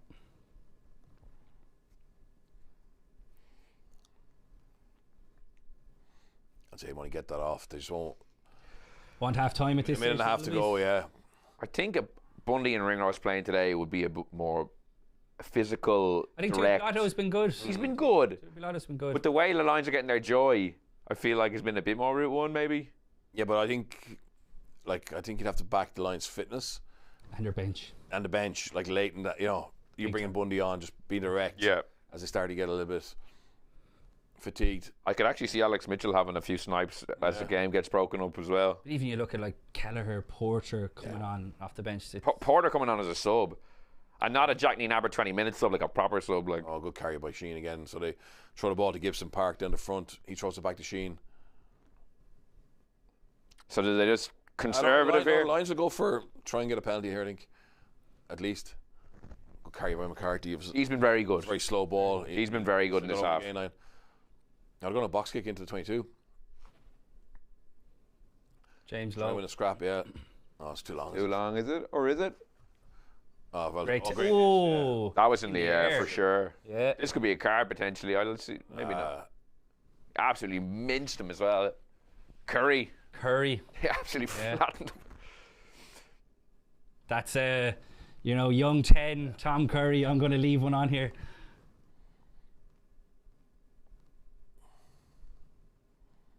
Oh, that's a. Gosh. That's a. I've seen yellow given. I think that's a yellow. Fair. I think that's a yellow. Like on what planet? He's nowhere near the ground. He absolutely minces him. Like that's. I think that's right a into yellow. the ribs as well. Yeah, could have broken his ribs. Yeah, I think he's lucky not to get yellow. Joe Schmidt thinks it's yellow. Yeah, Schmidt thinks that's a yellow anyway. No, he's not having a look at it. Yeah. Lucky, I think. Oh, he's missed it. No, he's okay. Oh, Brilliant. No, that's allowed. That's allowed, yeah. Okay, so they've got a chance. So it's a long kick from Australia deep into the Lions half. No, he kept it in. I kept it in. Yeah. Who Was that Russell? I think it was Russell. That was unbelievable. Jeez, the Australia. Kind of sums them up, doesn't it? Yeah. A little bit, the first half. So that's what, line 17, Australia 5, half time, guys. Been a great half though, hasn't it? I know there's been a lot happening. Bernard, what's your big takeaway from that half now? I think it's been pretty impressive by the Lions, to be fair. They've had a good balance to their game, nice and direct, getting after them at set piece. Typeburn has been exceptional, whether it's in carries, whether it's the line out D, or whether it's at the breakdown. And just the Lions look so much more muscular. You know, I think they'd be saying it could be 22 or 3-0 up here. You know what I mean? Because the try kind of came from nothing. It's a moment of brilliance from Jorgensen. I think the Lions will be really comfortable that whatever the Wallabies thought they were going to implement, it hasn't really hurt them. Yeah. And like, obviously Byrne said the try came against run of play. Great bit of play by Jorgensen, but you remember that long set where Australia had the ball in the 22 and the Lions looked so comfortable. Yeah. Like the Lions really have dominated that half. I think the Lions actually at times were their own worst enemies. They kind of went away from that physical approach, and then I think they realised after that 10-15 minute sticky part where Jorgensen scored, they're like, we actually need to just go back to basics here, and that's where the Tom Curry try came from, because that's what we were fully expecting from the word go. And while they did it from the start, kind of went away from it a little bit, so I'd imagine that will be part of Andy Farrell's half-time team talk, that not quite put it up the jumper because they have the weapons out the back, but you can see there's a stark difference, I think, in the Lions ball carriers, whether it's Joe McCarthy, whether it's Ellis Genge, the way they're able to get over the gain line. And you touched on it there, Will, that big phase that Australia were going through, that the Lions were pretty comfortable in defence. I think what's striking, Bernard, that's spin through the pack like Genge, Sheehan, Furlong, Itoje, McCarthy, Byrne, Curry, Conan. Conan may be slightly quiet, but it's had to do some of those punishing carries. The rest of the guys have been so prominent, some really big carries, some huge hits, and just generally dominating and dictating the game. Yeah, so in fairness to Conan, he's been used as the battering ram off short lineouts. So, and that's when Australia are set, and then it's making it easier for the likes of Furlong and Genge on the second, third phase. But like, how I think about that first half, Australia have had one chance, and it wasn't even a chance, it's literally a kick that Jorgensen wins, and then the Lions score from Tupolatu, score from Curry, the Joe McCarthy chance, the James Lowe botch, and the Hugh Jones botch. Yeah. You know what I mean? And like, there's probably another couple in there that you say. So realistically, Russell Cross. Yeah, that's the one, the Joe McCarthy. And like, Australia really haven't stretched the Lions or in any way. Like, and that's what they're going to have to. They're going to have to find. Like, we talk about Joe Schmidt and his tactical and technical ability. Has he got seen things at half time in the first half that they can implement on the run to go and actually trying to change this game?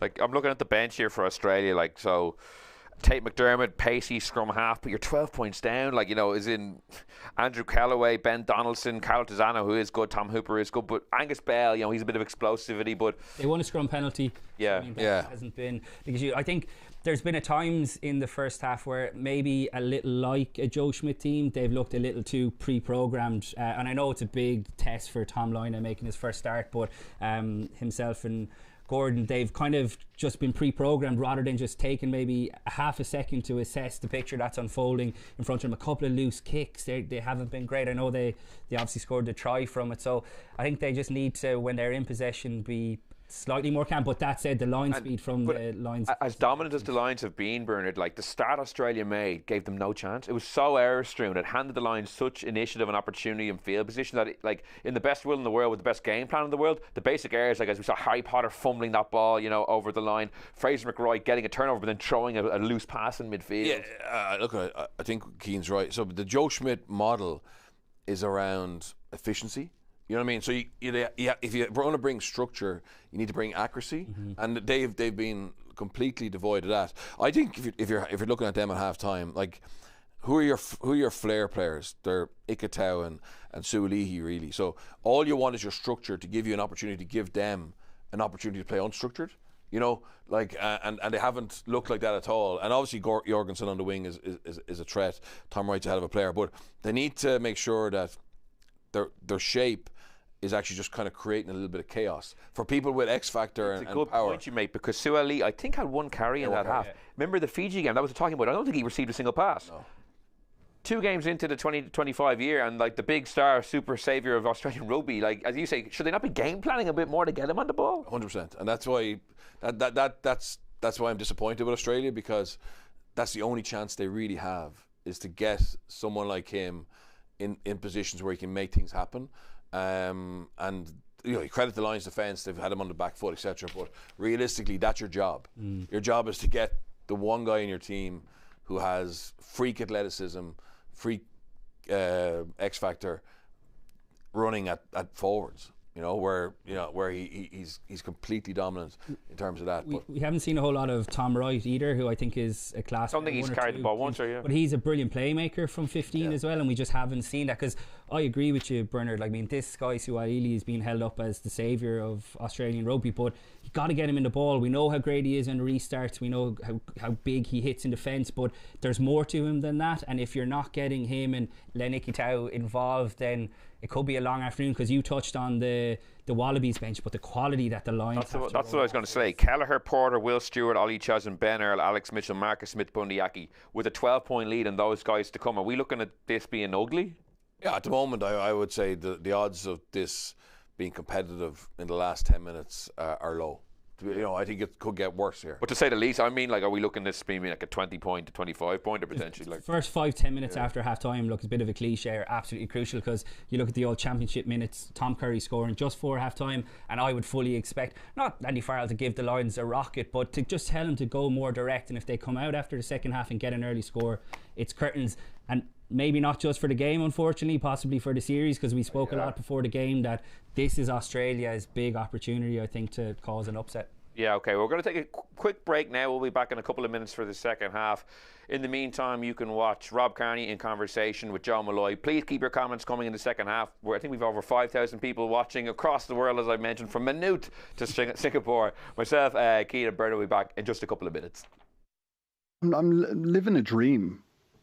And because it all happened so quickly, Grand Slam first one in 67 odd years, and the country, like, it wasn't like the last few Grand Slams. The country went absolutely mental for this, rivaled with Italia 90. It was so big, yeah. And then Leinster go and win their first Heineken Cup, and then a Lions announcement. So it's just one incredible thing coming after the other. And it's worth stating as well the extent to which you're living the dream. Meanwhile, all your mates your age are like enduring the teeth of the worst recession in our lifetime. Yeah. Like it's you're in this lovely bubble, like it's extra dreamy. Yeah. When I look back on it now, I was, you know, in some respects, I was very lucky to have made the plane in 2009. We played Harlequins in the quarterfinal in that Bloodgate game, which I think was early April. And I came in after the game on the Monday morning. My face had swollen up. And Felipe Contaponi looked at me and goes, "Mate, you need to go home. You are sick." And he's a doctor. So went to the doctor, got it checked out. Anyway, I had a severe case of the mumps. Fast forward a couple of weeks, I was in Blackrock Clinic for 2.5 weeks. Like, I was genuinely very, very sick. And Gary O'Driscoll, who was the Lions team doctor, phoned me when I was in Blackrock Clinic, and he said, "Mate, what's sort of going on? How's the health? How's the fitness?"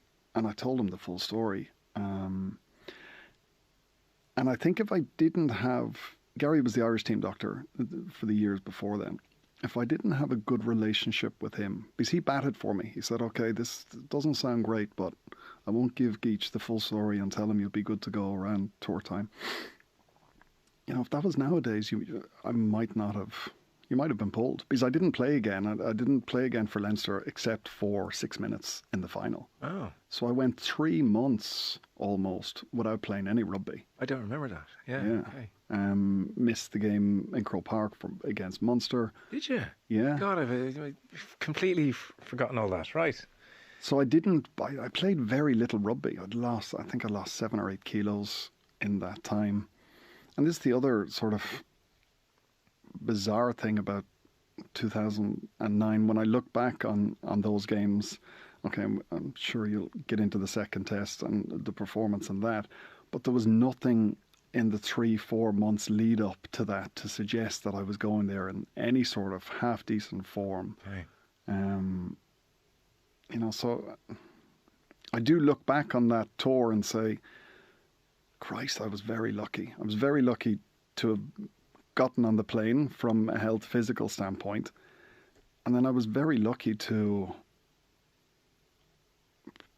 produce a performance like that when there was nothing to suggest that I should have. Interesting. What do you put it down to? I don't know. Is there an element of luck in it? You know, some days things just go your way. Is there, you know, is there some? I loved the big days. I always enjoyed, you know, the more people watching, the more cameras, whatever comes with the bigger day. I sort of got not more up for them, but it didn't seem to affect it had a positive performance on my performance, yeah, as opposed to a negative one. So, you know, there's that nice start of the tour where it's going to be drinks and God, this is relaxed and your time is yours and have fun. It seems like the whole thing was laid out beautifully though in 2009, in that I've heard players talk about how, again, you couldn't do it in New Zealand with the weather, but in South Africa, the gym is kind of outdoor next to the pitch, so everyone's together all the time. There's the, you know, who's the Welsh? How have I forgotten his name? Bobby. Long-haired front row, now part of the coaching ticket. Adam Jones, yeah. O'Connell always says that Adam Jones said, like, I gave up the drink for 6 months to come on this tour, and now all I do is drink. There was an unbelievable relationship with the Irish and Welsh on that tour. And I think it is inherent in all the other tours. There's something about the Irish and Welsh that they just seem to get on very, very well. Okay. So was it fun? Like, it was fun? It was fun. Yeah, it was fun. Now, I trained hard. Because, again, it was old school training too. So you'd be on the pitch twice a day, and right. You'd be doing physical contact and bone on bone, which wouldn't necessarily happen nowadays. A lot more care for players, time on field. You never go over 80 minutes. So training was tough. And this is the best of the best in training. So was this is a level above Irish training, I presume? Oh, it was a real level above. And again, this, you know, the very first pitch session you have, you notice just the quality of passing just sharper, the speed of everything just a little bit quicker, but it makes everyone, and it brings players up another level again. And then you want to impress the people around you, so you find that little bit more within yourself. It just has this unique ability to bring the best out in players.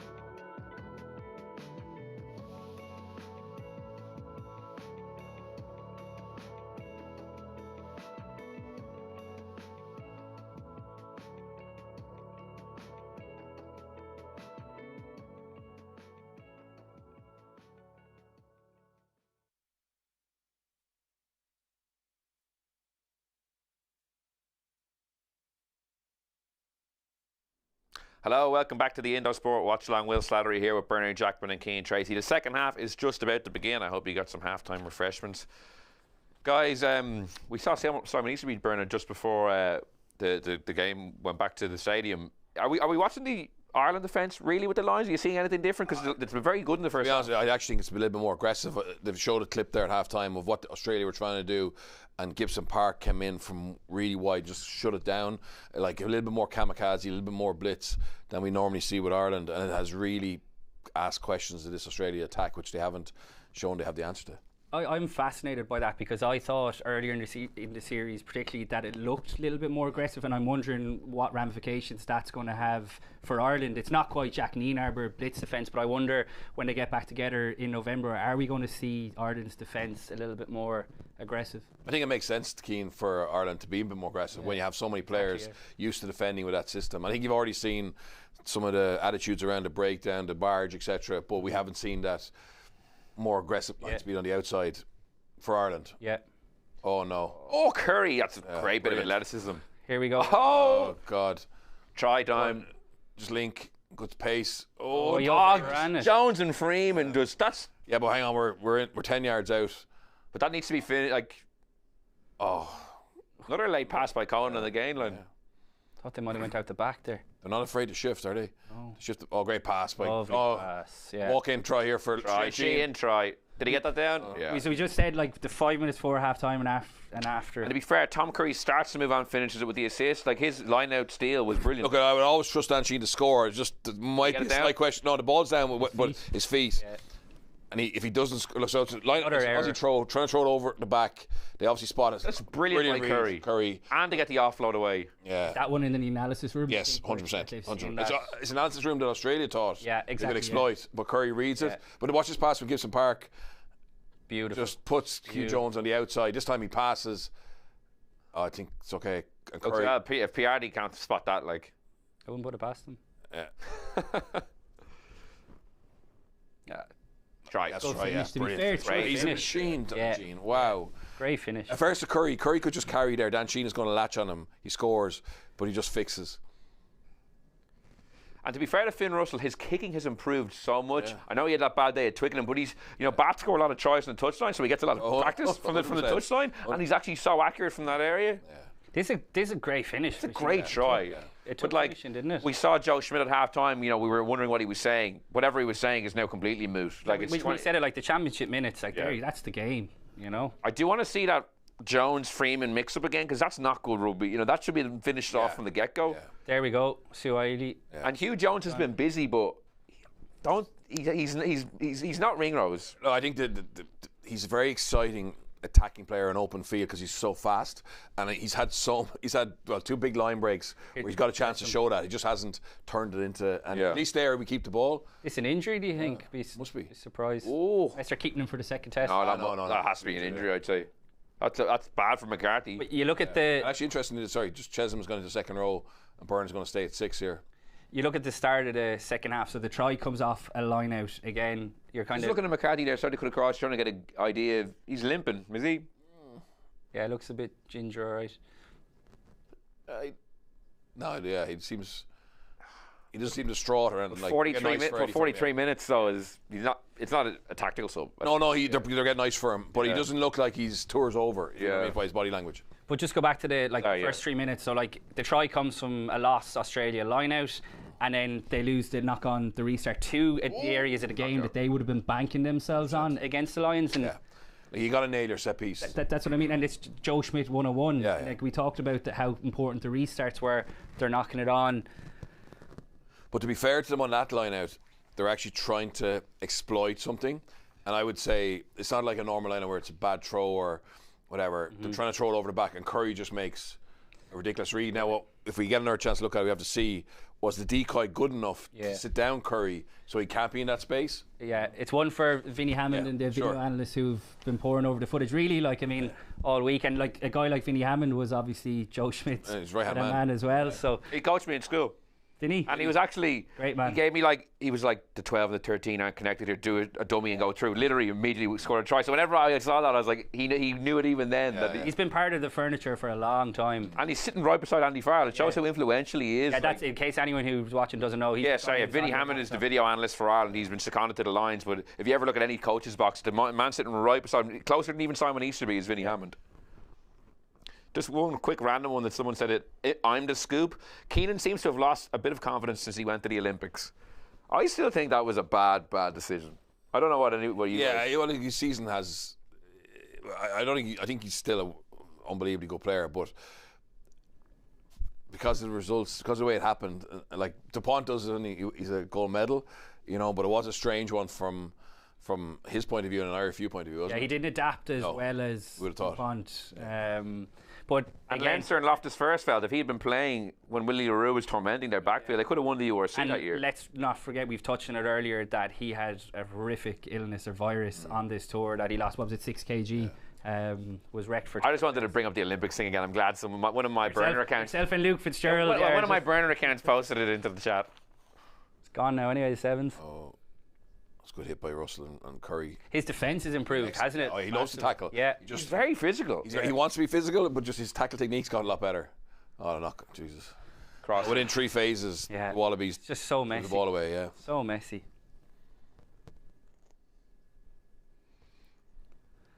Yeah, this is just not what you wanted from a whole tour perspective. No. It's probably worst case scenario. Yeah. Like at 45 minutes, at 20-point deficit, it would be the worst case scenario. I think. As Bernard outlined at half time, they could have had 3 more tries as well. So.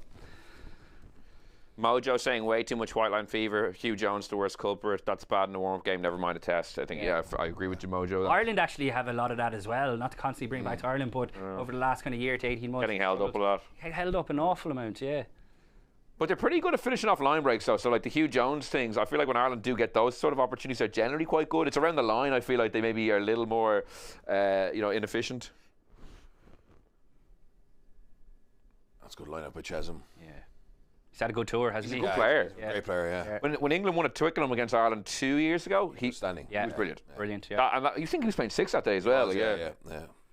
It was George Martin, a guy who actually, had he not been injured, maybe might have featured. George Martin is a heavy hitter. He's a Joe McCarthy type, but not as explosive. But like he doesn't have to carry him, but when he hits you, you're he down. was out of the tour, wasn't he? He got in. Scott Cummings, maybe he might. Yeah, definitely.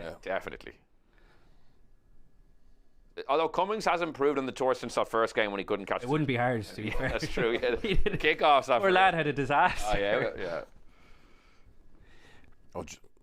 This is what the Lions don't want to do, is get real loose like this. Yeah. Which is what they did at times in the first half. They went away from. Like that's loose as well. Bad kick by Hugh Jones.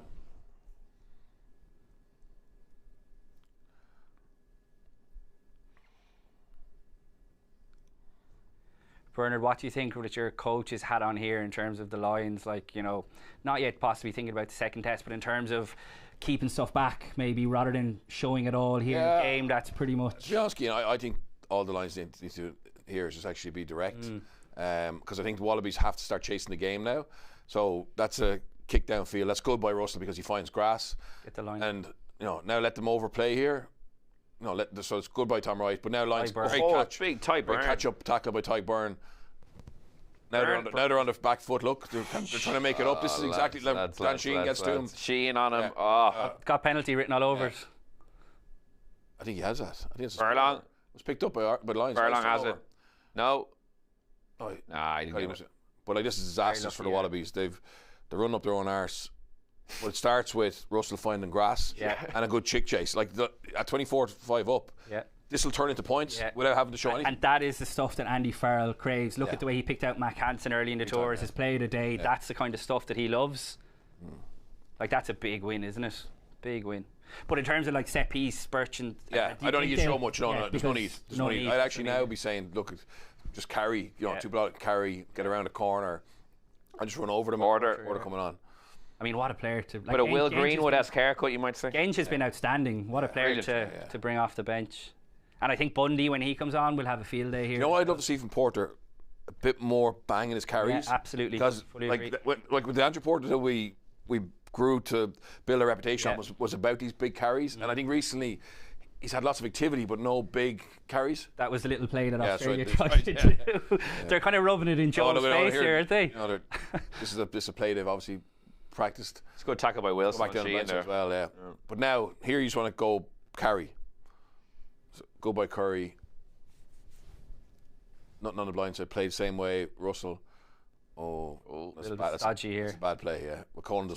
Great. Conan, that's great footwork. Turned it into a good play. That's ridiculous. Yeah. Poor defence, though. Yeah, shocking. Like Conan should have been caught behind the line there. Buried. I don't like kicking that away. Like you're battering away. Just keep it in your hands. Yeah. On your point, where John Porter, I couldn't agree more. And I think, is it because he plays so long minutes, for Leinster that it kind of saps his energy from his legs? Because this is obviously the plan Leinster had for Northampton. Yeah. Where he was coming off the bench, but let's see what he's like as an impact player. Because when he broke onto the scene, it was like how Genge is playing now. Yeah. Wallabies front row changes. Angus Bell on. I mean, Ulster's new signing. Good signing for Ulster. He's a good player. Yeah. There's a question mark around his robustness, though. Gets injured a lot. Yeah. You know what I mean? Misses a lot of time. Well, and he's replacing Kitsoff, which obviously, like poor. That's the gamble, isn't it? That's the gamble. But realistically, would Ulster be able to get an Angus Bell if there wasn't a doubt about it? And if they can get Bell and Augustus onto the pitch, like Augustus, in that semi-final, he was unbelievable. If he had played the final, they might have won. He got injured. Yeah. We have Dan Campion watching from Denmark. Australia really missing a lot of CO at 10. Wouldn't blame Tom Lynagh, to be honest. Denmark, great country. I studied in Denmark. Have we oversold the improvements Schmidt has made in Australia? Well, we have, based on this. This has been a very bad 50 minutes for.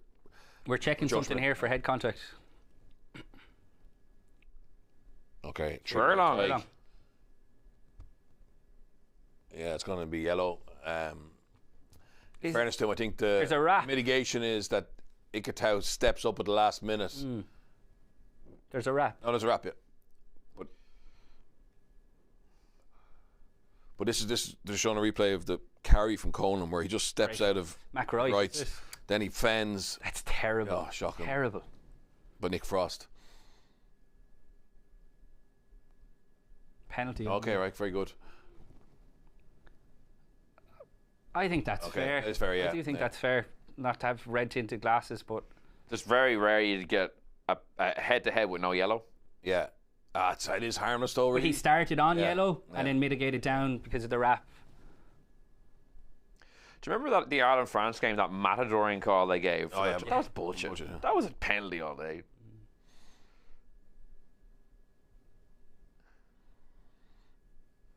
Yeah, so that's I think it's good. Very smart, yeah. So I think that's good refereeing. Well explained, if nothing else. Yeah, of course. It's good to see the referee giving clear direction and kind of clear explanation. It's easy to give a yellow card, in Australia, 24-5 down. I think that's good reffing. To be fair, we haven't even really, in the best possible sense, been talking about Ben O'Keefe. No. The game has been such a blowout, we haven't really had to, But Bert, just go back to that point someone made about Joe Schmidt being maybe, did we oversell it? The only thing I would say about Joe Schmidt is I think, and he did show an improvement in Australia, is that the Wallabies in general aren't maybe necessarily a nation that would adore the detail and the structure, if you know what I mean. Like no one does except Ireland. I know, and Ireland. No, we love it, but no everyone else. The All Blacks loved it because they were on their knees. You know what I mean? And they needed basically to listen. But that's the doubt. If you could have get them to buy into that, I thought we would have had a much more competitive game. But as I said, we've seen a real lack of accuracy. But watching today, I'm even more convinced that they need another match. They had one game. Yeah, no, they look. Would it have made a huge difference? Maybe not. Well.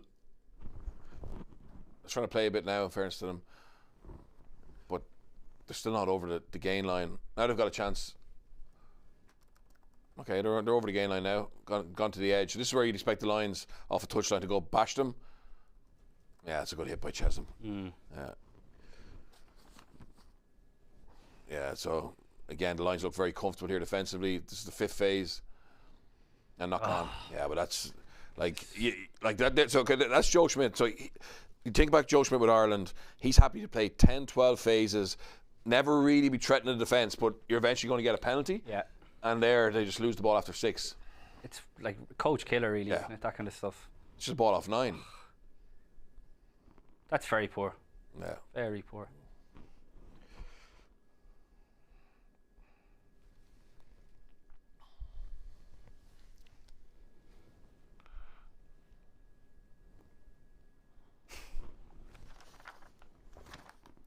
Stating the obvious, but like a guy like Will Skelton, I mean, when you look at their second row pairing today, they wouldn't. No, he wouldn't. They wouldn't strike fear into you, would they? I'm not sure they'd be a good, like, if they'd actually start for a good Champions Cup team. Yeah. You take Valentini out of that. Yeah, Pick, it's penalty.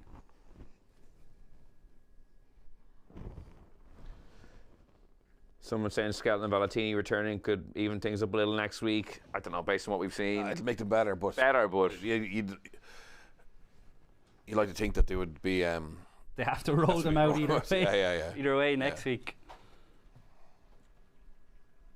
Rob has said he's found the match on a German channel in the hotel in Mallorca. I have no German, so your coverage is very much appreciated. So it's great that we're getting people from really all over the world.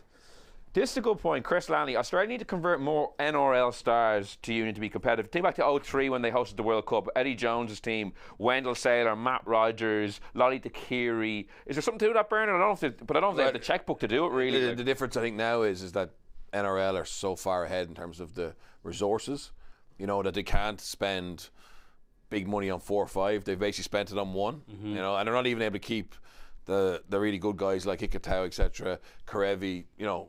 They are already been tapped up by other unions, or Exeter, which in a salary cap. Where there's another chance for Australia. They had field position 6 yards out from the Lions line, and they get held up. Just on the NRL point, Will, I think I've never been in Australia. Looking forward, hopefully in 27. But I think unless you've been over there, you probably don't have a proper feel for how big the NRL is, especially at the moment. So, and how small union is in comparison. That's what I mean. So, like, number one, you need to have the cash, but also it's not as attractive to get guys to play for a Wallabies team. And obviously they sold Suaili in terms of big cash, Lions Tour, Home World Cup, but he's an exception. I don't even know how you could justify paying like Suaili like $1 million Australian dollars. Like, is he got like, you know what I mean? Like, I don't even know if they could justify that. Like. Well, judging on this, and I don't know if it's those around him just not getting him the ball, but if you were to say pick out the $1 million man here, you certainly wouldn't be picking out. So but okay, we'll go back to that team, the Wendell Sailors, etc. They're the icing on the cake because they have a pack, right? Like, you're not going to get NRL players who are going to come into that front 5. This front 5 here, Jane Slipper, legend of the game, etc. But realistically, he doesn't put the fear of God into you.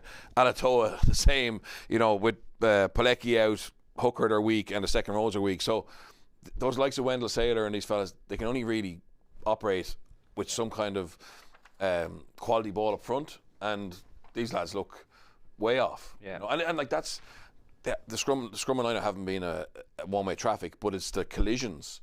Yeah, that's where the ball carrying has been significantly. That's where the game is won. Like, has there been a single Australian forward ball carry? Anything like the McCarthy ones we've seen?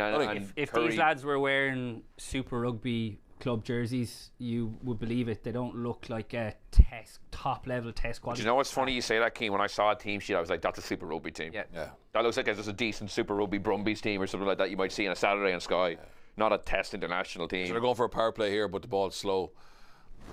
So. Yeah. Oh, this is the first carry. Ty Byrne. It's good offload by Wilson. Offload Wilson. Now they're on foot. Now they got to play.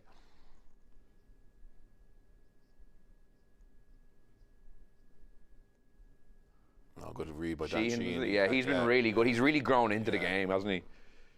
Mr. Angus Bell, well marshalled. Yeah. Rod saying there's nothing to play there. He's so right, though. Second carry, is it? Very little shape. Like, the line's just soaking this up. Ty Byrne again. Ooh, oh, so this is what they're playing for. That's a high tackle. Yeah. Now, can they pull something? Here we go. No. Oh, Jesus. Kicking away advantage. Is there anything more frustrating in rugby? Well, it just looks like a team who are completely lost, devoid of ideas, because that's where you got to get excited. 100%. That's what the Joe Schmidt game plan is. They have the advantage and an aimless kick. This is what I said in the first half. It's like they're pre-programmed, and he's like, okay, now I have to kick it, but the kick was never on. Never on. Yeah, so Bigger's just on CoCom there talking about what Rog said. Look, Lyon has got nothing to play with. And actually, that was after a couple of decent carries. You know what I mean? So I've been forgiving him because I was saying they haven't got on the front foot, but we saw Wilson get an offload. They dented. 2 high tackles. Yeah. Yeah, I'm not blaming Lyon. He's No. like, like he's been pretty tidy with the ball he's had. Like,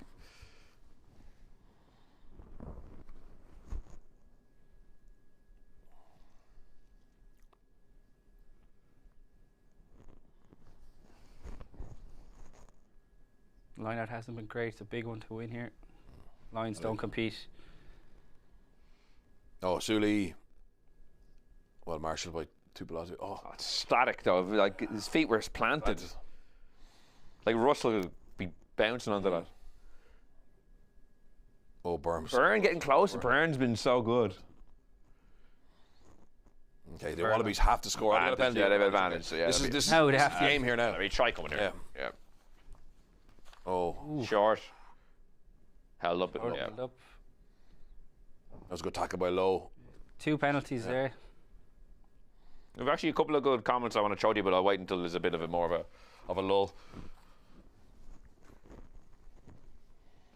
At least they're not throwing in the towel. No, he's not. To be fair, Wilson is the captain, and he's really leading the charge in the last few minutes. I think Farrell will be really disappointed again because after Sheehan scores that try after half time, we're thinking, okay, kill him off now. And they've kind of lost their way, but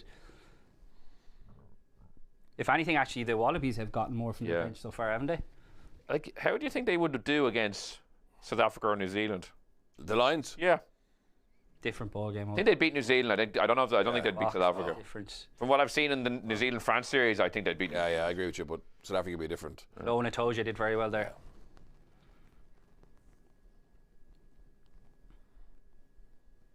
Furlong gone. Finley a little unlucky not to Yeah, be on I the think bench. he is unlucky, yeah. Didn't think Will Stewart had a... No, he hasn't been as good as he was in Six Nations. And he had a stinker in the first game he played against the Reds, I think. And he was excellent in the Here's Six Bundy Nations. on as well now. I just think politically he maybe thought he couldn't have Beelum as well. I agree with you. Like, that goes into it. Like, Asta. Oh, Ben Earl. Earl's been good. Has good Very tour. good. For Curry, so Earl is playing 7 then. the man who likes to celebrate crooked throws with a fist pump and a. Dummy maul, back. shift drive, but Yeah, you get away brilliant from from the pack. Yeah. Lions pack. Chesham did really well there as well. He was swimming through from the get-go. Ikata's carried a lot, but it's been bad ball for him. Yeah. Champion of the Why isn't Samu playing Bernard 6? I don't know. I definitely have him in. Is he eligible because of... Oh, he's He's eligible. eligible for the Wallabies. He's not eligible for this match on Tuesday, which the Lions, I think, it's a bit petty not letting him very play. petty, yeah. But like champion de great Crispini has been anonymous. I know. Like, you know, and you get another guy into your back row. And he had a brilliant season for Bordeaux. Yeah. It was class. Yeah. And there's no comparison between Samu and... But why is Schmidt not picking him? Like, I don't know. Bizarre. He wanted to play on Tuesday, actually. I think with a view to potentially playing a third test. Well, he was playing too much of a long game with Yeah. somebody's Yeah, selections. he was, then, yeah. like,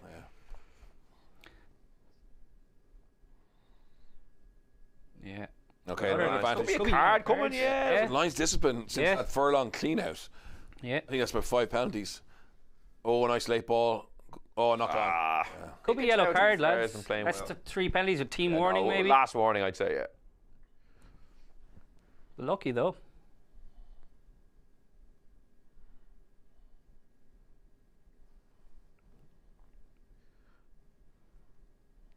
A few people coming in, Justin and Paul both saying they're living in Australia and just the NRL is 10 times bigger. And like one of the guys, Paul, saying he's never once seen like a Super Rugby game on a pub or something like that. Yeah. But I think the NRL is a great product. Yeah. No, it is. Yeah. Compared to Super League, like, Yeah, it's gone. Super Jesus, League's gone. like, But Union is way down. Think of Aussie rules and cricket and what else. But someone who says the GA is huge in Ireland, soccer's very popular, we've only 7 million people, and yet we managed to make rugby thrive. So how come Australia can't do it with a far bigger population? I think that's a good point, actually. We were always saying, oh, these sports are bigger, but it's not as if rugby's a huge sport in Ireland. No, but they also have Aussie rules, don't they? Cricket, soccer's making a big impact. There's all the injured lads behind them. You look at the quality of players sitting there. McDermott's a good player, though. Let's see if he can bring some bit of spark. Like, Gordon's a kicking 9, and the game just didn't really go that way in the end. Now, they got their one try, to be fair. From Yeah, but apart from that, they were nice scraps. what an opportunity this is. Scrum underneath the post, two-sided attack. This is pretty much undefendable. Yeah. If it's if it's executed well. That's right, yeah. Yeah. Especially when you have like right or. So what's your prediction? Where are they going here? I think they're going to go right. Wait until he's gone right. Any arms? They brought Suli on this crash ball. Jesus, are they held up? Ooh. Oh! Wow. Suli on a crash ball, but Jesus. Didn't look like there was too many arms from Ben Earl in that tackle. How did he end up over the line? Yeah, it looked like he was dragged on the ground, was he? Classic of Wallabies jersey there.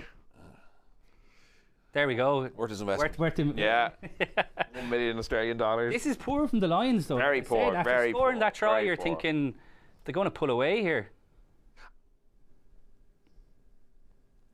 Yeah, so they just.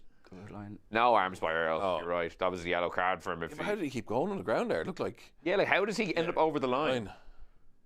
Let's have a look at this. Oh, he wasn't held there. Then he's. Oh. That's not. That's no try. That's no try. No. That's madness. You can't do that. Yeah. This will be disallowed. Even more blatant. Yeah. Yeah. Yeah. But then it's a yellow card for Ben Earl with no arms, I think, in that for the initial Yeah. tackle. Yeah.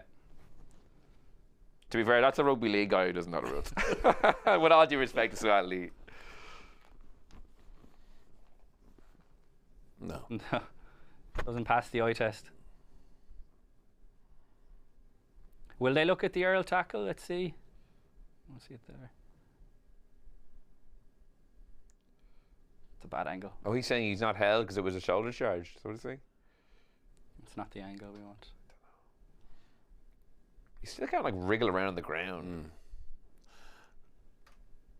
Yeah, so that's arms. arms. That's arms. So he's not held, but that's he's held there. Like Yeah. Yeah, that's. Yeah, because he's not releasing there. He hasn't released the ball on the ground. Tubaladu has rights to that, or Mundiaki has rights to that. It's going to be. It's either a penalty. Is it a penalty try? No. No. Oh. No? No, because he would have been. There's enough cover there. Do you think? Yeah. it's just for me, it's just a penalty to the Australians It's and a a yellow yellow card. for Yellow, Ben. yeah.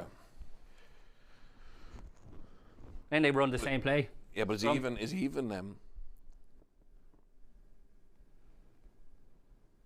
Yeah, perfect. Yeah. So they have the rights. Yeah. This is the angle for Ben Earl now, look.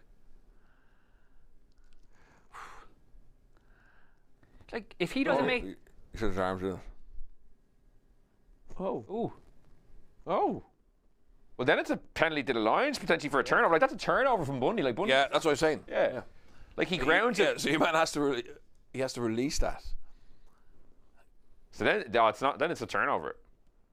But like, lads, look, Yeah. So Piardi's saying there's just 4 seconds of rugby. Like, how many infringements, possible infringements, scenarios are in there? See what he's saying?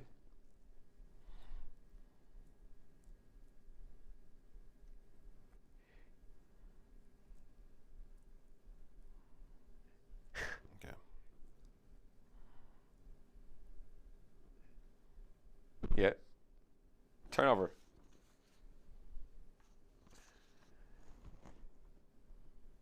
Yeah, so Bundy gets a turnover penalty. Brilliant turnover, To be fair, that was an impossible thing to unpack, to be fair. Oh, it took 4 or 5 looks because. That Earl tackle looks very unorthodox at It best. did, but to be fair, they're saying they cleared it. It looks. Wilson is asking him here. Yeah.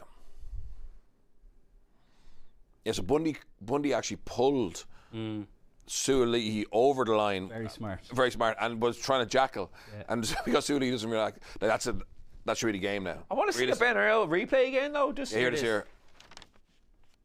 God, it's a very sloppy tackle. Can I see that again, please? That does not look like both arms. Like, I don't know, I think... That looks like a Luke Cowan Dickey special when he just like flips a guy with no arms. Here it is here now, this is the angle, look.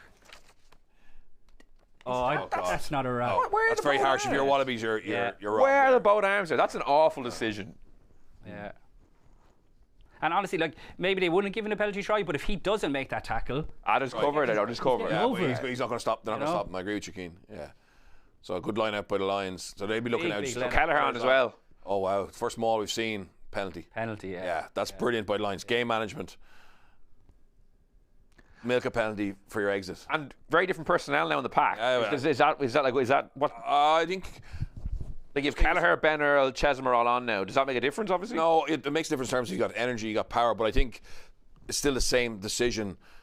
Like you've just had a period where you've been ill-disciplined. There's been a few hours. Go to your nuts and bolts, catch that ball, drive Australia, try and milk a penalty, or kick on the front foot. It's low risk, and when you can milk a penalty from it, you're in clover. So now you'd expect the Lions to actually start getting a little bit of dominance in territory-wise again. Just want to try you guys. Do you think Joe Schmidt was from Barrywall? Do you think Joe Schmidt was possibly the wrong man for the job, as his MO is execution and excellence? Would a coach with a us against the world mantra? I guess that's why they hired Eddie Jones. Yeah. Would that kind of coach have been maybe better for Australia? I don't know.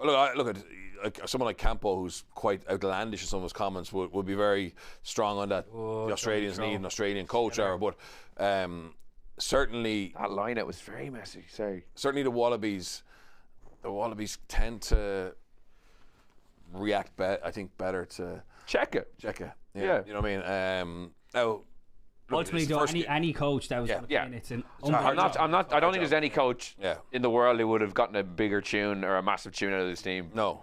That was Kelleher's first line throw, and he actually got done for a dummy throw, but because they won it, he left to play on. Yeah, that's better. Oh no! Oh Jesus! No. Oh well, Conan. The bunny. That was too much. Yeah, but see again now, this is driving far mad. Yeah, you know what I mean, lack of accuracy and compounding errors. I guarantee you, he'll come into the post-match on Sky and be unhappy. Yeah, he won't be like great with clunky. Yeah, clunky. Farrell bingo. But they're compounding errors now. Yeah. Oh, it's a good kick. Really good kick. Right. No. No. So unlucky. It was before the line. Yeah. So unlucky. Little Grubber kick through. Harry Wilson, to be fair, is having a storm. That was his little touch there. Best, yeah. They worked that well. But it also doesn't say much about their depth that Harry Potter, a fairly middling Premiership player, goes over and then gets into the Test team for a Lions tour. Yeah. Oh, I was listening to the podcast with Ben Youngs and Dan Coles, and they were talking about that, saying like they wouldn't have thought a year ago he'd be starting the Lions Test series, you know. But that's the level. That's the level, really. Like, We've if seen it. If he was playing in England, he wouldn't even be near the English squad, let alone a Lions squad. And now he's starting for Australia. Yeah, but we've seen it. Look at with the warm-up games. There's a lot of average rugby players in Australia at the moment, isn't there? Yeah. Well, if you ever watch Super Rugby on a Saturday, when they're playing each other, the standard is low. When they play the New Zealand teams, they usually get hammered home. I'm sure we've seen. I know they didn't have their full players in the warm-up games, but some of those teams were desperate. Desperate. Strange enough game. It has a feel that like the Lions are way more ahead. I know they're comfortable. Yeah, you're right. It feels 20 points is a lot, though. Yeah, it is, but they should be 30. It feels like it's a complete non-contest. There's Bundy now. Exactly what he's brought on for. Running into Ben Donaldson. Just a reminder, I know there's a lot of people joining us now. We'll be with Rory O'Connor, who is at Brisbane at Suncorp Stadium. He'll be joining us after the game for our debrief, so make sure to stick around when it's full time. Really interesting from Rory. Like, doesn't seem like it's a mad atmosphere, does it? Yeah. You know, maybe we're just not coming across on TV, but do the Lions fans think this is just done? And are the Wallaby fans going, And we were saying, Bernard, the second test is an MCG, 100,000 capacity. What's that going to actually be next week? Could be 50,000, potentially, depending on how this finishes. That's not straight. Not straight, yeah. Jesus, let it play. They didn't contest it. But...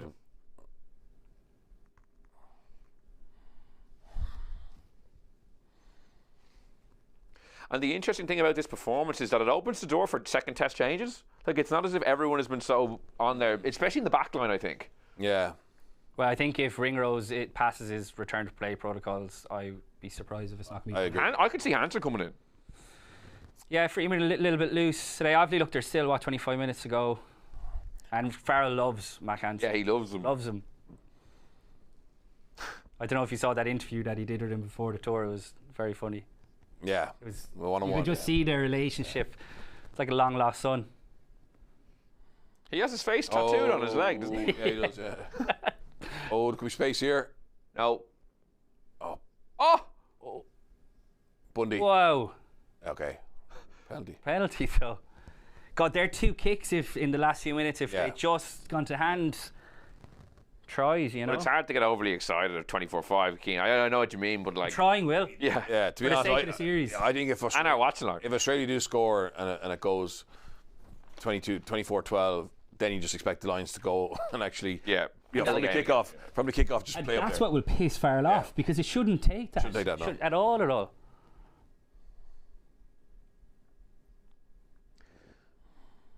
How would Argentina have fared against this Lions team in a 3-test series? Someone's just asked. That's a good question. Look how well. They'd be better. Look how well they played in. Now, Dublin. they lost twice to England, though. No, but they've rested They players. rested loads of players. Yeah, no, yeah. they've Contepomi came minor out. players for the rugby championship. Yeah, Yeah, yeah. it's a half and half team. But the first test team was very similar to I know, Dublin. but that's not even.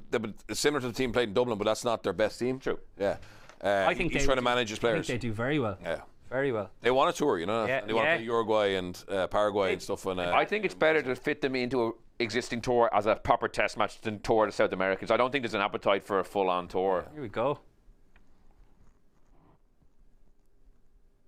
Told you.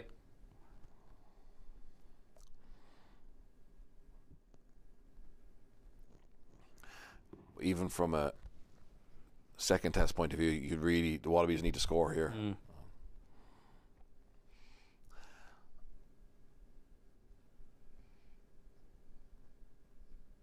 It's good D by Ty Byrne. He filled in on the blind side there just to help Tommy Freeman. He's been absolutely brilliant. Yeah. So now it's a battle of the shoulders. Wallabies are, he's isolated. Big hit by Ben Earls. Porter. I guess. Ty Byrne again. Yeah, 6 phases. Only a couple of feet out.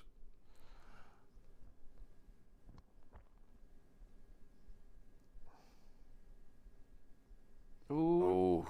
Oh, They got got it. it. Wow, okay, Right. now we're on. 12 minutes. Yeah.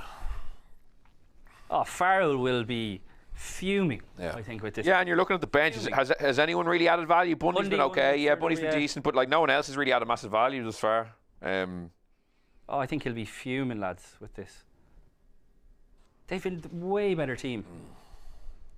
Yeah. Fair play to Australia, though. Yeah. But it's not as if the Lions haven't had chances to exit here. Like, so a couple of line-outs go astray. Ball goes over the top to Conan. He's on the front foot. He throws a crazy offload to Bundy, which gives a turnover again. So they have had the ball back. Just haven't been able to control it. And we go back to the Argentina game. That was something Farrell was raging with, that they didn't look after the ball well enough at all. And Conan knows that better than most, being used to the system, you know. That was a crazy offload he threw. Yeah. It's like outside the back door, like it's, and he had made a good burst, you know. That's what I mean. They kind of fallen into a little bit loosey-goosey kind of. Well, okay, it's 12 minutes left. It's 24-12. I'd be shocked from this kickoff if the Lions don't go and have a bit of pressure now and maybe even score again. If they let the Wallabies come back at them again, then you're doubting whether there is a quality difference in them. He's a good player, Tiziano. Yeah. It's a good Western force. Here's If you're Marcus Smith is on. Marcus Smith on for Freeman Russell. Oh, big call. But like, was this part of the plan? Like, he hasn't played 10 on this tour. So like, I'm just a little perplexed as to why I think they've been disappointed with Finn Smith's. Yeah. Like, not he's a young kid, whatever, but I think they expected him to be a little bit better. And then obviously with Blair Kinghorn out, Marcus is a viable option at 15. Well, compared to what they have with Hansen being out as well. Big show faith throw him in now. Yeah. So now all you're looking for the Lions is to good defensive set, make them kick it away. So the Wallabies are trying to play. So you want this? You want a 31-12 final if you're Andy Farrell now. You want them to manage it out and 100%. Get one more score. Then you're actually happy because you've had that period of. And you can at least have the stick on them during the week and say, look, we won, but you guys were shite basically in the second half. So. Okay, so now the Lions are happy. They've got a scrum on the halfway line. Freeman does enough to win down the air. At worst, then a good carry.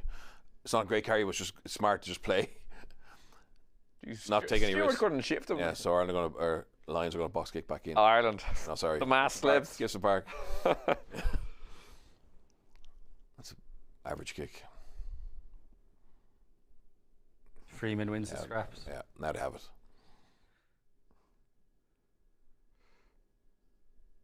Oh. He overran that as well. Yeah, you ran well to catch that. Well, it's elaborate. Even Gibson Park is Yeah, That's why Will Stewart they're there. all losing their plot. 3-pointer crucial here, even to put it to 15 points. No, they've actually created a bit of space here. Tommy, look. Did he try to offload that? That was just a brain-dead offload. Yeah. Around the corner with a defender there. They're just not looking after the ball. Himself and Hugh Jones cut. I've already dropped them from my second test team. Even Tygburns pass there, lovely pass, but you're kind of thinking just go direct. But like, is this like this? The degree of difficulty of that pass is like so high. That's naive. Yeah. Like 10 minutes to go in a first lines test. There you go. Farrell just cut the Farrell there saying, "What the f are you doing with that?" Yeah, but this is where you like, are the messages going on to the players, and why aren't? If they aren't, why aren't listening? Do they need to be told not to show that, Bernard? Like, no, but they look at that. Look at that stat. 76% possession. if you need to tell Tommy Freeman not to throw that, then he shouldn't be in the team. To be honest, I agree. But it's the problem is with the philosophy, which is go play, be brave, but there's also be smart. Yeah. Few comments. Stephen Elliott saying Jorgensen's been electric. Yeah, has been good. Yeah. Quilly asking, does Ringrose make it into this team next week? I think he does, to be honest, over Jones.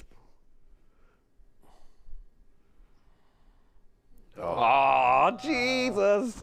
Just what you don't want. So Wallabies try and run, kick out of their own 22 and don't execute the pass. Lions get a gift of possession just on the 22. I'd take the scrum.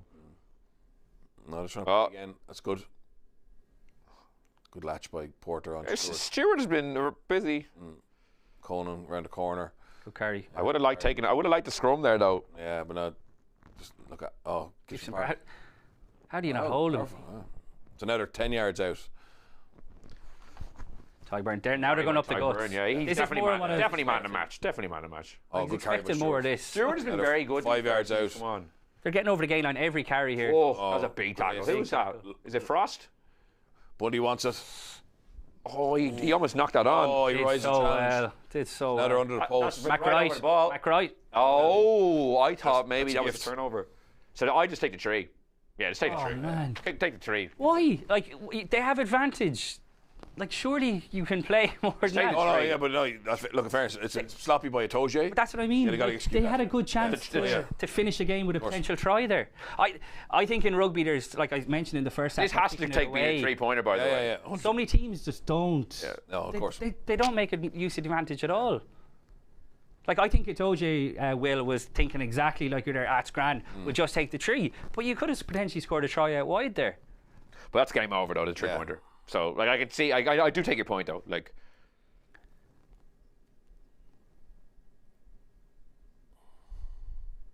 it hasn't been, in terms of quality, it hasn't been the highest quality. Second half, it's been a shite second half. No, think about what our halftime chat, we were saying who's played well.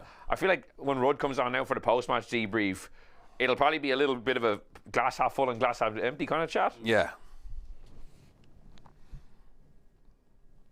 Yeah, but particularly because of the quality of what Australia put together. Bar that little bit of a fight there, they haven't been that good. It was over. Like even this penalty's coming off the back of Australia knocking on outside of 22 under no pressure. Because as I said, we saw Schmidt giving the message at halftime. Sheehan scores right at the start, and that was a great try. But they switched off completely from then on. Have they given man the match to Sheehan? Have they? It has to be. No, I think they're showing him. They're just showing him, I think. Okay. He was good though.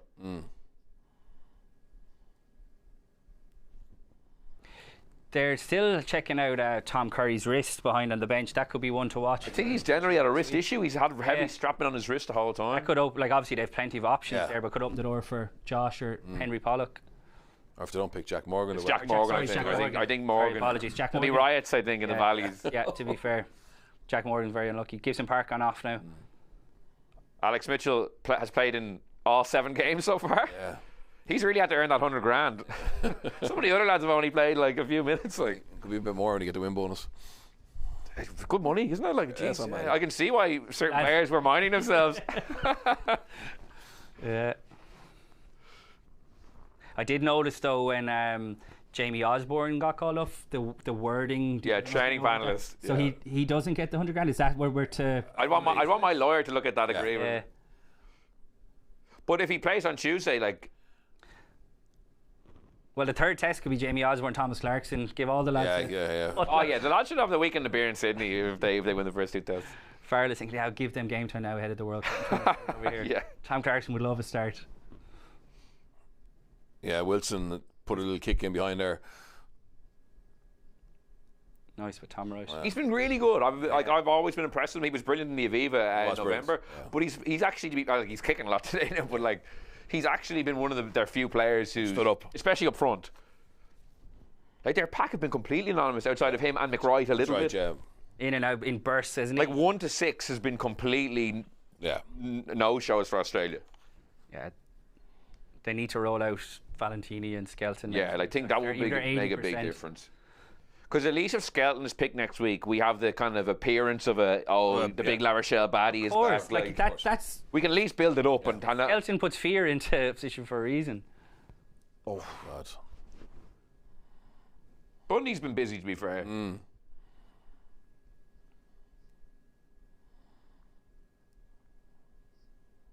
Good play by Jorgensen. He's been good. Who heard the commentator said it earlier. He's been good.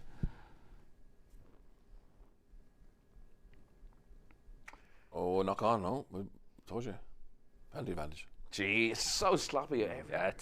Paul Gillen says a pissed off Farrell is even worse for the tour and Australia. He will drive for a thumping in Test 2 now. And there's something to that. Like, he can really go in and... It's easy to say that, but like, I mean... But are the players capable of delivering it? Yeah, like, I mean, Bernard, you made the point early on that the biggest test that they faced was Argentina. And I know, look, it was the first time they were missing the Leinster players and all that, but... You can't really read anything into the games that they've been playing. No, you can't. They've been so awful, and this hasn't been... Can we even read into this? Like? This hasn't been that good as a complete performance at all. It's been so far off it. Yeah. Like, are we going to be looking back on this and say, oh, the Lions legends of 2025? No. I doubt it. No, 100% not. I think for them to have legendary status, they needed to be like... Squeaky clean. Yeah, just like the dominant. You know what I mean? Like 27-12 and a lot of errors. It's not like...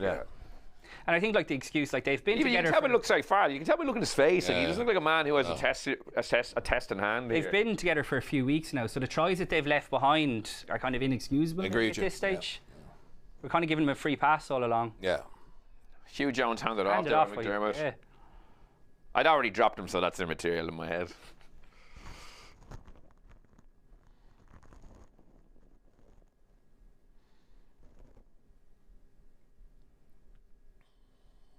McRoy.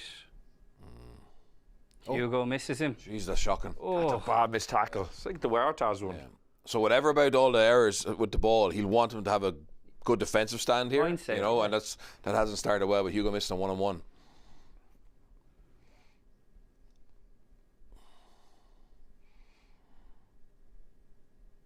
Oh, that's a try. Wow. That's 27-19 in this game. That's like Farrell will be spitting it, and rightly so. Yeah. And massive opportunity missed for the bench to make an impact. 100%. I mean, I read through the bench last time. Like Kelleher, Porter, Stewart, Chesham, Earl, Mitchell, Smith, Aki. Yeah. Stewart's been good. You asked for more from Porter. We haven't seen it. No, we haven't. No. Chesham has been untidy. Earl has been a bit untidy. I heard the line-out's been a bit iffy. Kelleher, the line-out's been great. Bundy's been okay. Earl, we haven't seen him getting on the ball. Oh yeah, and like he was lucky not to get potentially sent. So this tackle here has shown us it's just like it's actually a very average attack. Not like Hugo. I know he had that one that you said in the first half. Like they're running up their own arse there, and then it's one missed tackle, and all of a sudden they're not filling. Ben Earl steps out there. Look, creates the gap. Like, is that a systematic thing that he thinks he's supposed to be on the fringes? Because no pillar there at all. Like, I mean, I think we have to give credit to the Wallabies. I certainly thought when she scored after half time, this could be a complete blowout. Like they've kept going in a game which has been dead for and there's enough in this from a Wallabies point of view to for second test. Second test. Yeah, if they name a team on Thursday with Valentini and Skelton in it, not just that. I think he'll flip the halfbacks. Start McDermott and Donaldson, and that'll just give it a lift. You know what I mean? Yeah. So, like psychologically, he'll say, "Look, lads, we've only played this is our second match. We actually showed at the end. We can dominate possession. We can ask questions of this defence. We have we've a halfback combination are set up to play. Good hit by Bundy. Jesus, Bundy's a good tackle. 22 tackles from Ty Byrne. It just flashed up there. Top. I could see a very different 23 next week for the Lions. Like I feel like there's a lot of guys, especially on the bench, one or two starters who are not going to be safe this week. I don't think it's an Andy Farrell type thing to I think the centres will be different if Ringrose is fit. Mac, maybe. Jesus. So 25 seconds left. Lions are deep in the straight. Looking for the final whistle, really, aren't they? They're limping over the line, really. This is a really strange one, isn't it? Like, Jessam, a guy who we didn't mention, I mean, he's a guy who was lucky not to start, hasn't really... He's been poor. Ooh. Oh, lads. There you go. Kind of sums him up a little bit, you know, like a lot of intent, but final pass. Are they going to play the line out? I think the ball was in play. Yeah, so I think it's important for the Lions to finish this. Like, you know, like this will really tell you where their heads at. Yeah. This is like, and he'll be really watching this one now. Oh, he's not happy. The line out's been shocking in the second half. Clunky, lads. Put it in your bingo card.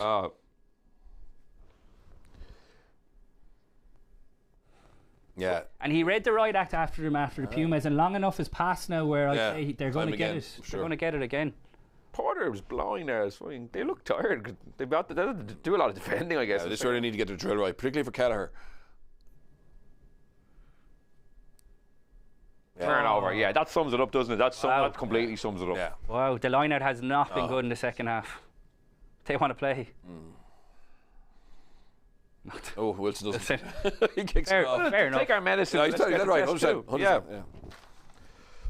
Because I think from a mindset point of view, the Lions could have buried the Wallabies. 100%. They could have had this series done. I still think they're going to win the series easy, but like now the Wallabies, they've enough in that to go. Yeah. Well, lads, we're going to be so much better next week. Yeah. And they're not. Look who we have to bring back in. The Wallabies will be saying, you know.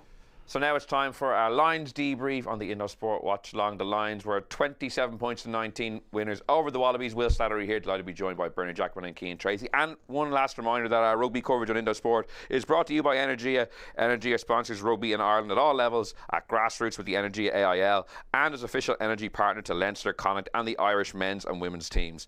The Energia Rugby for All initiative supports inclusion, welcoming everyone of all abilities to participate in the game. To learn more about Energia's rugby partnerships and find out about their exclusive home energy offer for rugby fans, you can visit energia.ie/rugby.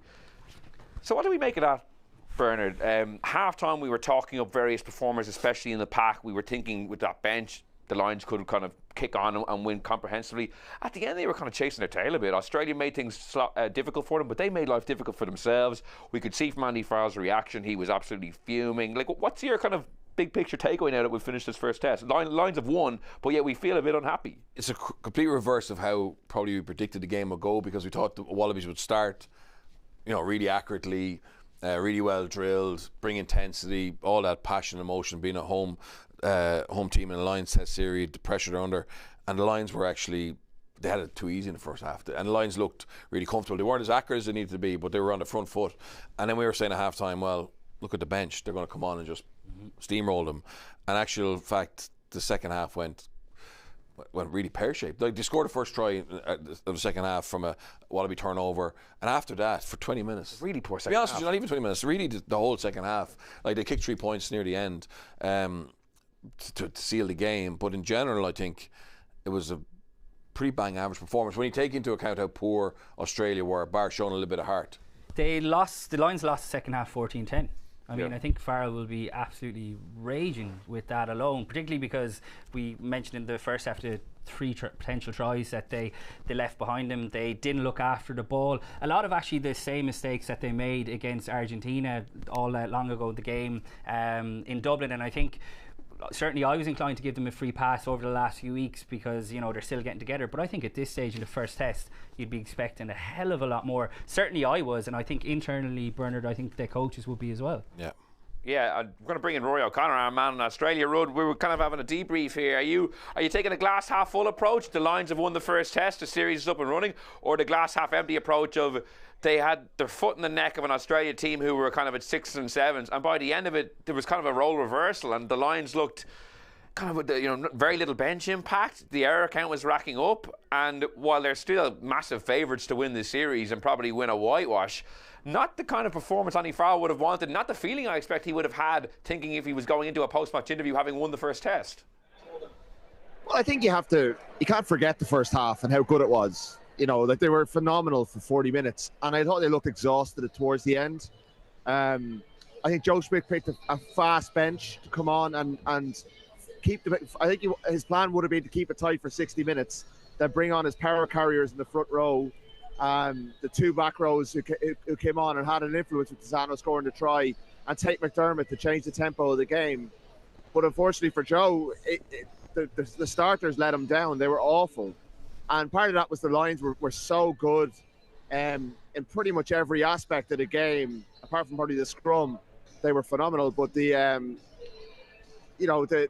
lines just didn't let them play. And I think Australia looked very nervous. They looked like a team whose 10 had never played at this level before. They couldn't win any collisions until their bench started coming on, and it took them about an hour until they got Suoli into the game. And then we saw all the stuff that you kind of hope to see in terms of a contest, because they were fast, they were impressive in the last 20 minutes. They were winning collisions after collisions. They were backing up moments, which they hadn't been able to do for an hour. So, like, I wouldn't let the last 20 minutes colour the Lions' performance too much, because they have just done what they came here to do. They've won the game. They're 1-0 up in the series. You know, there's no bonus points on offer here. There's no points difference on offer. You just need to win the game. Taking the points, you know, was a sensible decision towards the end. But yeah, Australia have a bit of momentum, I think, off the back of how they finished. I think Joe Schmidt has massive selection decisions. I think he'll feel if he can get Valentini and Skelton back, that will narrow the power deficit to some degree, but I'm not sure it'll be enough. Yeah, in fairness to us, we've just come off doing the live second half, so that was really fresh in our minds. But Rudd Byrne, I think, is right to bring it back to first principles, which is this is a test series. The Lions got a win on the board. The first half was extremely dominant. Not as clinical as they would have liked. You know, we had the Hugh Jones stance, the cross kick to McCarthy. But remember, all the names we were rattling off from the pack in the first half. You know, Furlong, Sheehan, Gange, McCarthy, the whole pack. You don't need to stop with anyone really. And that was the platform from which they really kind of put the game to bed early enough. Yeah, no, look, I can agree with Rudd about the Wallabies bench and the impact they made. But I would say if you put both benches on paper, I struggle to see what Wallaby sub, maybe bar Tate McDermott, should be on the Lions bench, if you get me. So that's my fear or my criticism will be of the Lions.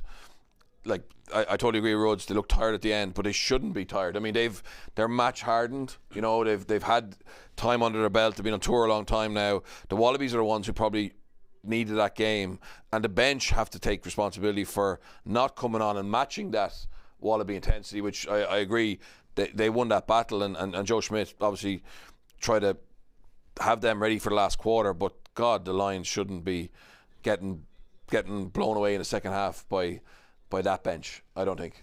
Yeah, Keane, because we were talking about it, like, you would have expected more from Porter, from Kelleher, Ollie Chesham and Ben Earl were fairly untidy. We did think Will Stewart added a fair bit when he came on, and Bundyaki was quite busy as well. But yeah, that was the real strength. At half-time in particular, we were sitting here thinking, oh, with the scoreline as it is, that Lions bench, this could be a 25-30 point margin potentially, and it didn't materialise like that. And they started brilliantly in the second half. Dan Sheehan finished that try. Great try, yeah. Really well, and they kind of went back to what they were doing in terms of being belligerent and running over them. And I disagree with Rudd in that it was at 20 minutes. I thought it was the majority of the second half, really, that I thought was pretty poor. And the guys who you're mentioning there, Will, bringing off the bench, all had a legitimate chance of starting. The likes of Chesham, I think, would have felt really hard done by that he wasn't starting. Andrew Porter, the line-out kind of fell to pieces when Ronan Kelleher, I'm not saying it was all his fault, but it wasn't very good, and they just didn't get that oomph at all. And like Bernard has said, it was the Wallabies bench, which isn't exactly stacked and fearful. So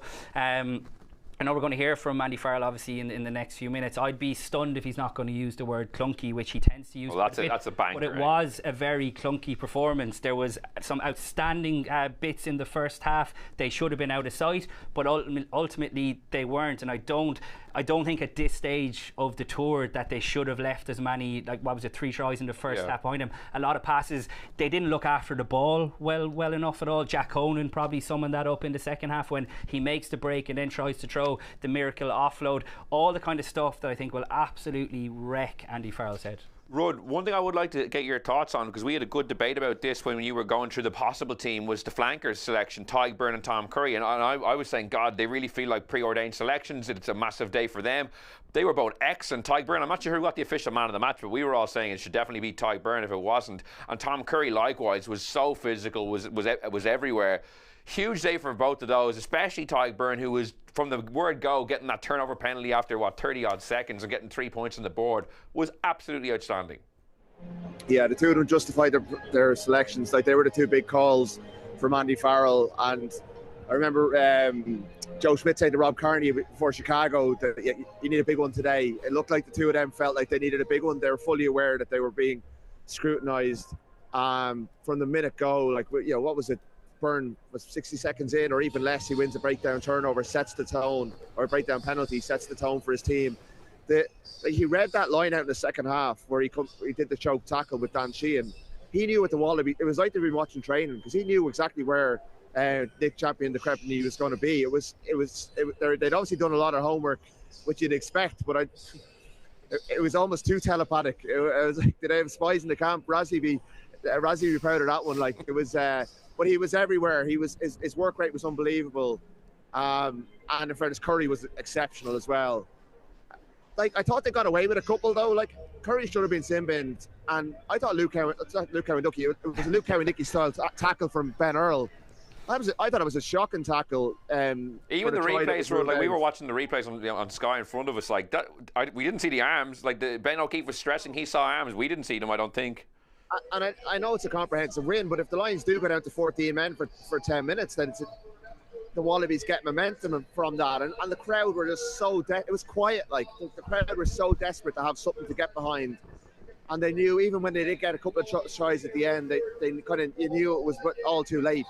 I think the criticism you guys have of the Lions, I understand it to a degree, but like, after 10 minutes, this game felt like it was done. And I think that seeps into the players sometimes. And I know Andy Farrell won't necessarily accept that because he's a high performance kind of guy, but I'd say they felt like after 5 minutes after the start of the second half, what more could we do here? We've blown these lads away. I know they should have had more points on the board, but maybe they blew themselves out a little bit. And yes, the bench, I'd say a few of those lads will be nervous about selection this week, because the beauty of a Lions squad is you've a load of really good players to bring in.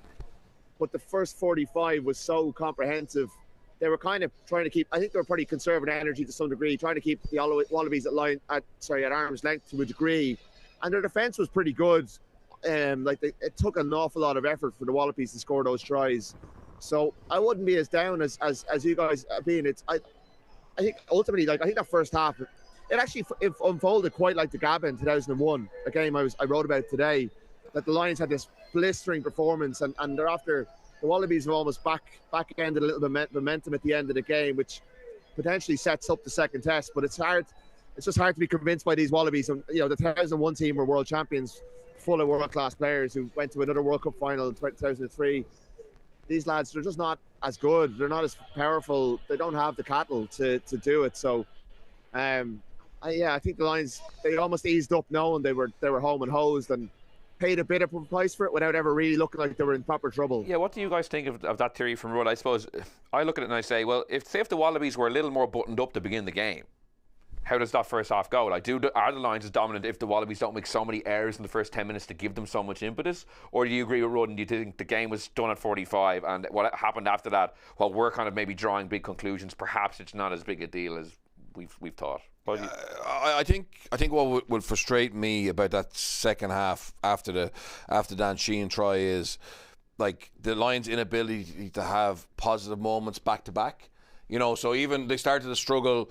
The game's getting a bit loose. They're starting to give away some penalties. They survive a couple of goal line drives and get opportunities to release pressure. And then, for example, the Bundyaki penalty, where probably should have been a yellow card maybe against Ben Earl. So that's a let off. They kick up the field, they drive and win a penalty, and then they just need one more positive moment. But from that penalty to touch, they blow the line out, and next thing they're back in their 22. They get a bit of forward momentum. Freeman tries a crazy offload.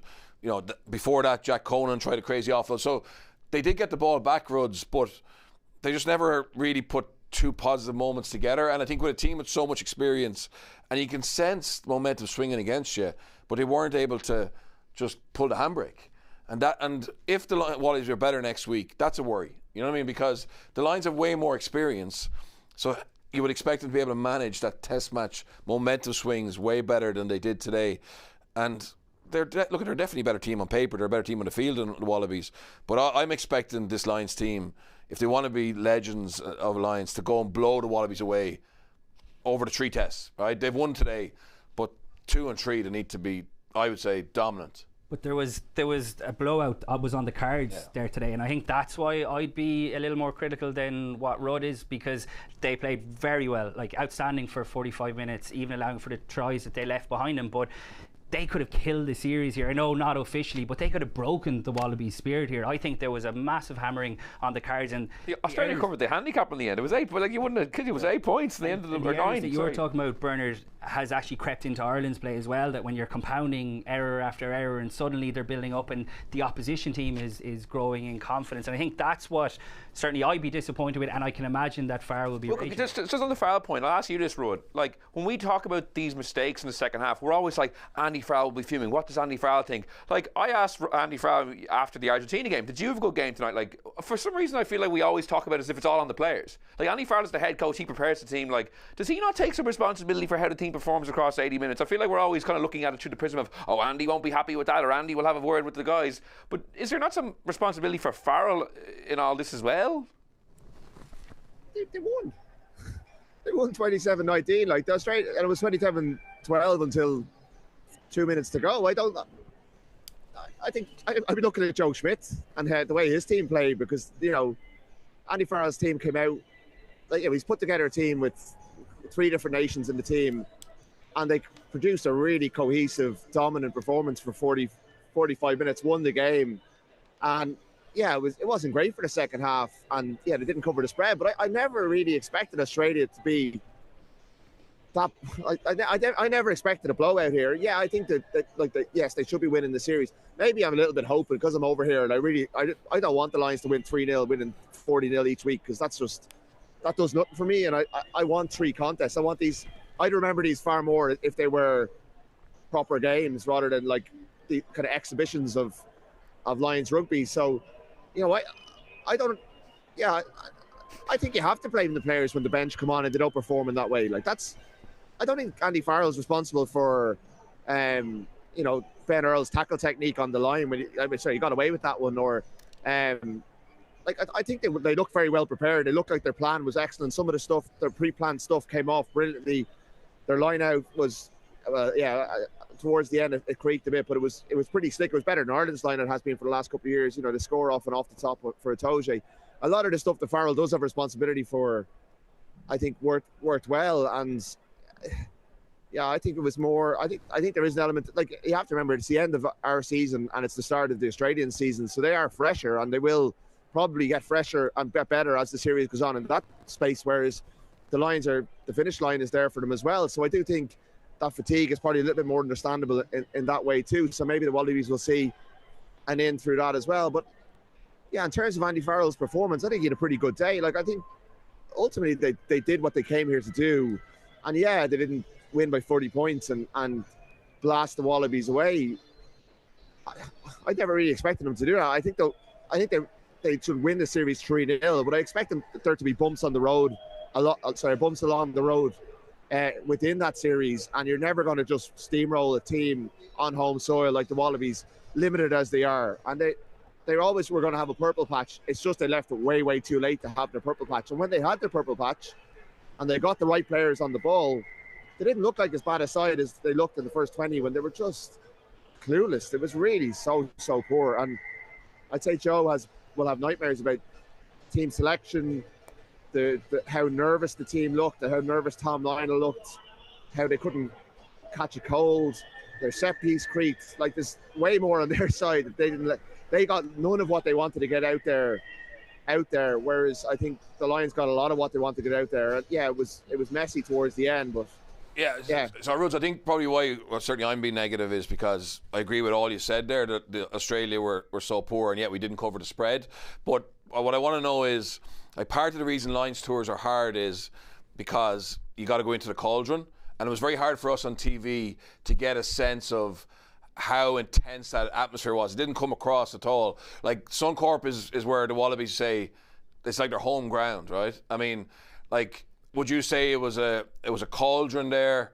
You know, did that even make it more disappointing that the Lions weren't even able to go and push on? Like, would you say the Wallabies next week, MGM, it's going to be ferocious, or are the Wallaby fans maybe doubting this team?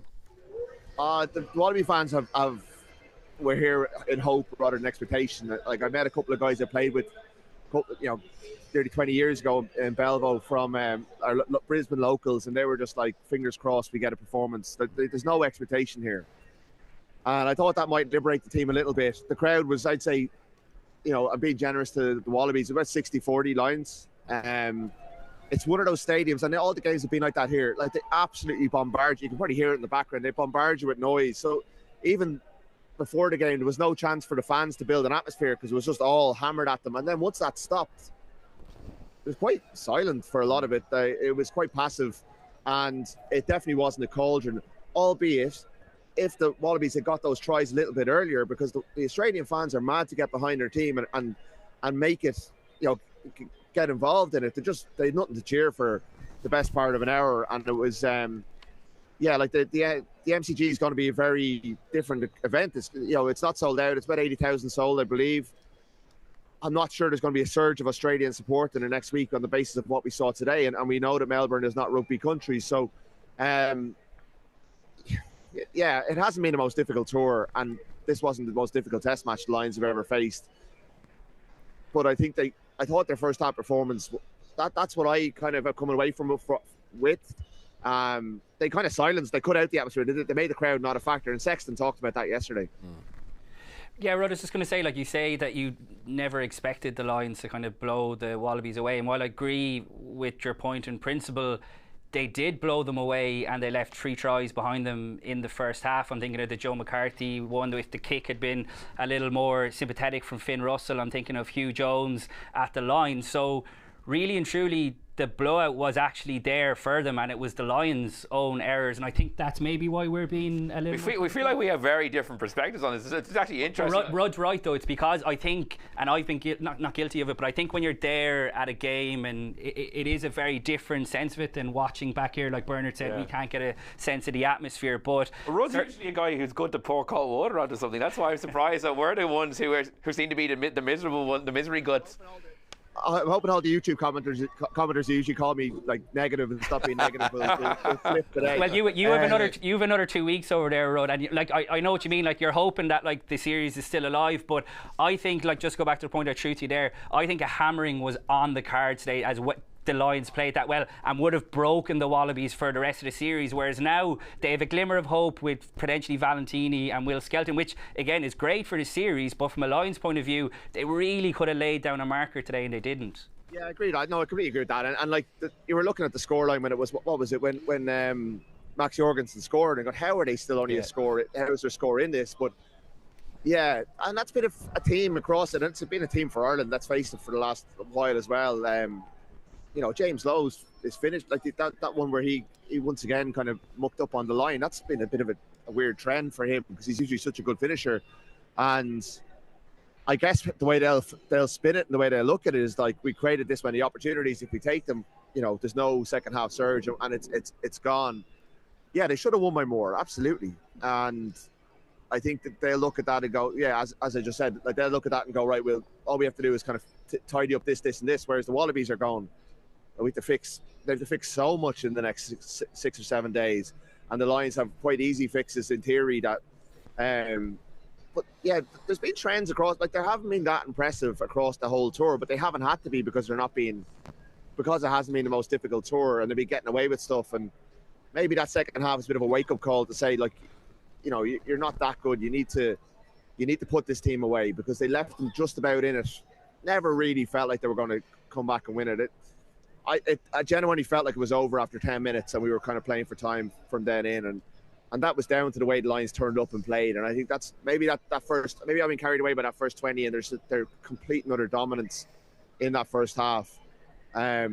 I just never felt like their errors were going to cost them. So maybe I've breezed over them a bit too much. Yeah, well, once the Cian try was scored, certainly, like we were saying, we could see Joe Schmidt on TV here giving like all the messages at halftime. Cian scores right at the start of the second half. Then it was game over. It was just frustrating to watch as we were going minute by minute and like kind of passing through every single error live. And maybe that's why we're a bit more fixated. So, Bernard, let's go back to some of the positives. Like, who were some of the guys when the platform was built that really impressed you? Genge, Sheehan, Furlong. McCarthy was good. Byrne, Curry was excellent. I think Gibson Park, when the Lions had a bit of ball, yeah, he was excellent again. His passing range. Finn, yeah, his box kicking was magnificent in the first half. Yeah. It gave them so many ins off the back of. I'm in the back of the stand here. This is the back wall or the top deck of the stand. And some of the kicks got higher than me. Like they were unbelievable hang time for the chasers. Yeah, and again, his quality of his box kicking led to the Lions winning the aerial contest, which again was an area that Australia had to dominate to have a chance. And that first half in particular, the Lions won all the aerial contests and the scraps. I think Keenan, he had some good reads defensively, but he'll regret that missed tackle. Late in the game. Tupolatu, yeah, and Jones, they were dangerous, but they didn't always convert it into points. Obviously, Hugh Jones has that disallowed try, which I think he'll regret, and I think Ringrose might come in next week if he's back fit. But yeah, I think they're the guys who stood out for me, to be honest. I think the point you make about the box kicking battle early on is a good one, because that was a key part of the game when it was in its infancy. And if you go back to Argentina, Cian, remember Andy Farrell in the press room afterwards lost the scraps, lost the aerial battle, and he was absolutely fuming. When the Lions built that platform, they actually were really good in that area. And while we can point to the second half when it maybe got away from them, when the game was there to be won, I suppose the problems from night one were rectified, and they were actually really strong in that area, I thought. Yeah, and I think that's what will frustrate Andy Farrell, because they would have set out their game plan, which they did by picking a pack to bully that powder puff, let's be fair, Wallabies pack without the likes of Skelton and Valentini. And when they went route one through the likes of Genge, who I thought was outstanding, Joe McCarthy, who was brilliant, obviously he went off early in the second half. Hopefully Rudd will obviously get an update from Andy Farrell, but hopefully he's not too back. So he was excellent. So when they played to their game plan, they were outstanding, but there was times where they just tried to play a little looser. Like Freeman, I thought, had a couple of loose moments as well. The offload in the second half. Trying to throw loose offloads. And then you see with the difference when Bundyaki comes on. I thought Tupolatu had lots of good moments, but he's still not as direct, I think, as Andy Farrell wants your 12 to be. And if Ringrose is fit, fingers crossed he is, I'd be very surprised. Do you think it's a package deal? Like it's either both come in, or I think Andy Farrell is looking at it as a package deal. I'd say he was very tempted to start Bundyaki today, because generally when Bundyaki is fit, he starts for Ireland. I know he came off the bench in Cardiff during the Six Nations and was outstanding, but he's such an Andy Farrell type player. I think the temptation would have been seriously strong, but I don't think as the 10, 12, 13 it was as slick as certainly we've seen at times for Scotland. So in that regard, I wouldn't be surprised if Ringrose is fit next week to see Bundy and Ringrose, because I think they would have went that way if Ringrose had been fit today. Rudd, I know you have to go to talk to Andy Farrell shortly, so let's give you one last question. So obviously, to sum it up from your perspective, you're coming out of it with a fairly positive attitude, and you're kind of thinking the job was there to win the first test. They kind of had that done by 45 minutes, and the rest of it, maybe we're kind of reading too much into it. Is that a fair summation? Yeah, well, I think I came into this thinking this was Australia's best chance, and they completely fluffed their lines. And I thought there were spells in that first half in particular where the Lions put together everything that Andy Farrell's been working towards since he got this team over to Portugal in what was it, about 6 weeks ago. And when they put that together, they looked incredibly impressive. And I guess there's also the element of like the whole thing, the whole package, like being around Brisbane today, the number of fans, the whole if the whole Lions thing coming together was a pretty impressive sight to see. We know that test series are curious things, and Akeem was in New Zealand what was it, 3 years ago, when the Lions Ireland got beaten out the gate by the All Blacks in the first test and came back and were unbelievable a week later. And Joe does have a couple of levers to pull. Like I would expect Valentini and Skelton to come back next week. I'd get Corey Toole onto the wing and get some gas into that back three, because that's not a quick Lions team. I think they need speed. Like we saw what Corey Toole did to them in the Brumbies game. He went for Jorgensen and Potter, and like they got the try off the aerial game, but they didn't really get much change out of the Lions in the air, and maybe they need to go for I think we saw maybe a template of what they need to do in that last 20 minutes. I think I'd start Angus Bell and Billy Pollard. Like they're the two players I was kind of referring to in terms of coming on with that athletic profile. Like Pollard's, the NRL teams are trying to sign him the whole time. He's like, they're big boys. You see them coming on. They are big athletic players. They win collisions. Bell's going to do some damage for Ulster next season. You could see it when he came on. Tom Hooper was good. So he has a few things. But like, if Farrell brings in Bundy and Gary Ringrose, puts Mack on the bench, or puts Mack in 14 ahead of Freeman, changes up maybe his back row to try and just freshen things up. Like, he's got so many options. McCarthy, I don't know if you picked up, I was looking at my binoculars. I was trying to see what was up with him. He seemed to be not limping. He was getting ice on his foot and ankle earlier on, but it looked like he was in pretty good nick, so we'll get more on that. But like, Farrell has so many different buttons to push. He could put Porter in to start and unleash Genge off the bench if he thinks bench is an issue. So there's I think Australia will be better next week, but I would expect the Lions to be better as well. And I just can't see any way they don't win the series at this stage. It's I just don't think, even with those changes, I'm not sure Australia are going to be good enough to do it. So, yeah, like there's a lot to fix for both teams, but way more to fix for the Australians. There was a lot more to like in that Lions performance. And if you go back to that first 42 minutes, I thought it was very, very impressive. And yeah, it was a bit profligate, but it was dominant. It was just the dominance of every moment. Even they just didn't give the Australians an into the game for 40 minutes, and by the time the Australians got into the game, it was pretty much over as a contest. So yeah, we roll on to Melbourne and see what it has to offer. Well, Rod, thanks so much for joining us. Great to get an insight from the stadium in Brisbane, and you can go down and now give Andy Farrell a good grilling. I think he has lost the first test because you're going to be coming in with hearing all of our talking points. I'll tie you in, Will. Don't quote us. That was all after record. See ya. Talk to you later. Guys, yeah, we'll wrap up now in a minute ourselves, but just to get final thoughts as well. I don't know, are we being too negative? I'm not sure if it is honestly a symptom of us having done the watch long that we were like, maybe it was real fresh in our mind, because it was funny that Rudd had a really different perspective on that. I guess in my head I thought, look, the Lions had that game in the bag and they played so poorly in the second half that was kind of like disappointed me. I just thought they were a bit above that. I don't think we're being overly negative. Like, I mean, we've pointed out that they were outstanding for 45 minutes. They created 3 more tries that they should have scored, and Rudd is right. The game plan that Andy Farrell would have set out worked really well, but it's an 80-minute game, and I don't think we should give allowances for the Lions at this stage of a tour when they should be way more clinical. And I go back to the point where I think a hammering was on the cards there. That's because the Lions played so well, and I think if they had hammered them, look, it wouldn't have been great for this series, but I think it would have broken the Wallabies spirit no matter what they do, no matter who they bring back next week. So that's why I'd be frustrated, and I'd be very surprised, Bernard, I know you know Andy Farrell quite well, that if we're being this critical, I think he will be internally as well. I think as a player, look, trust your eyes, right? Like, we can see it, players can see it. This isn't a vintage Wallaby side, right?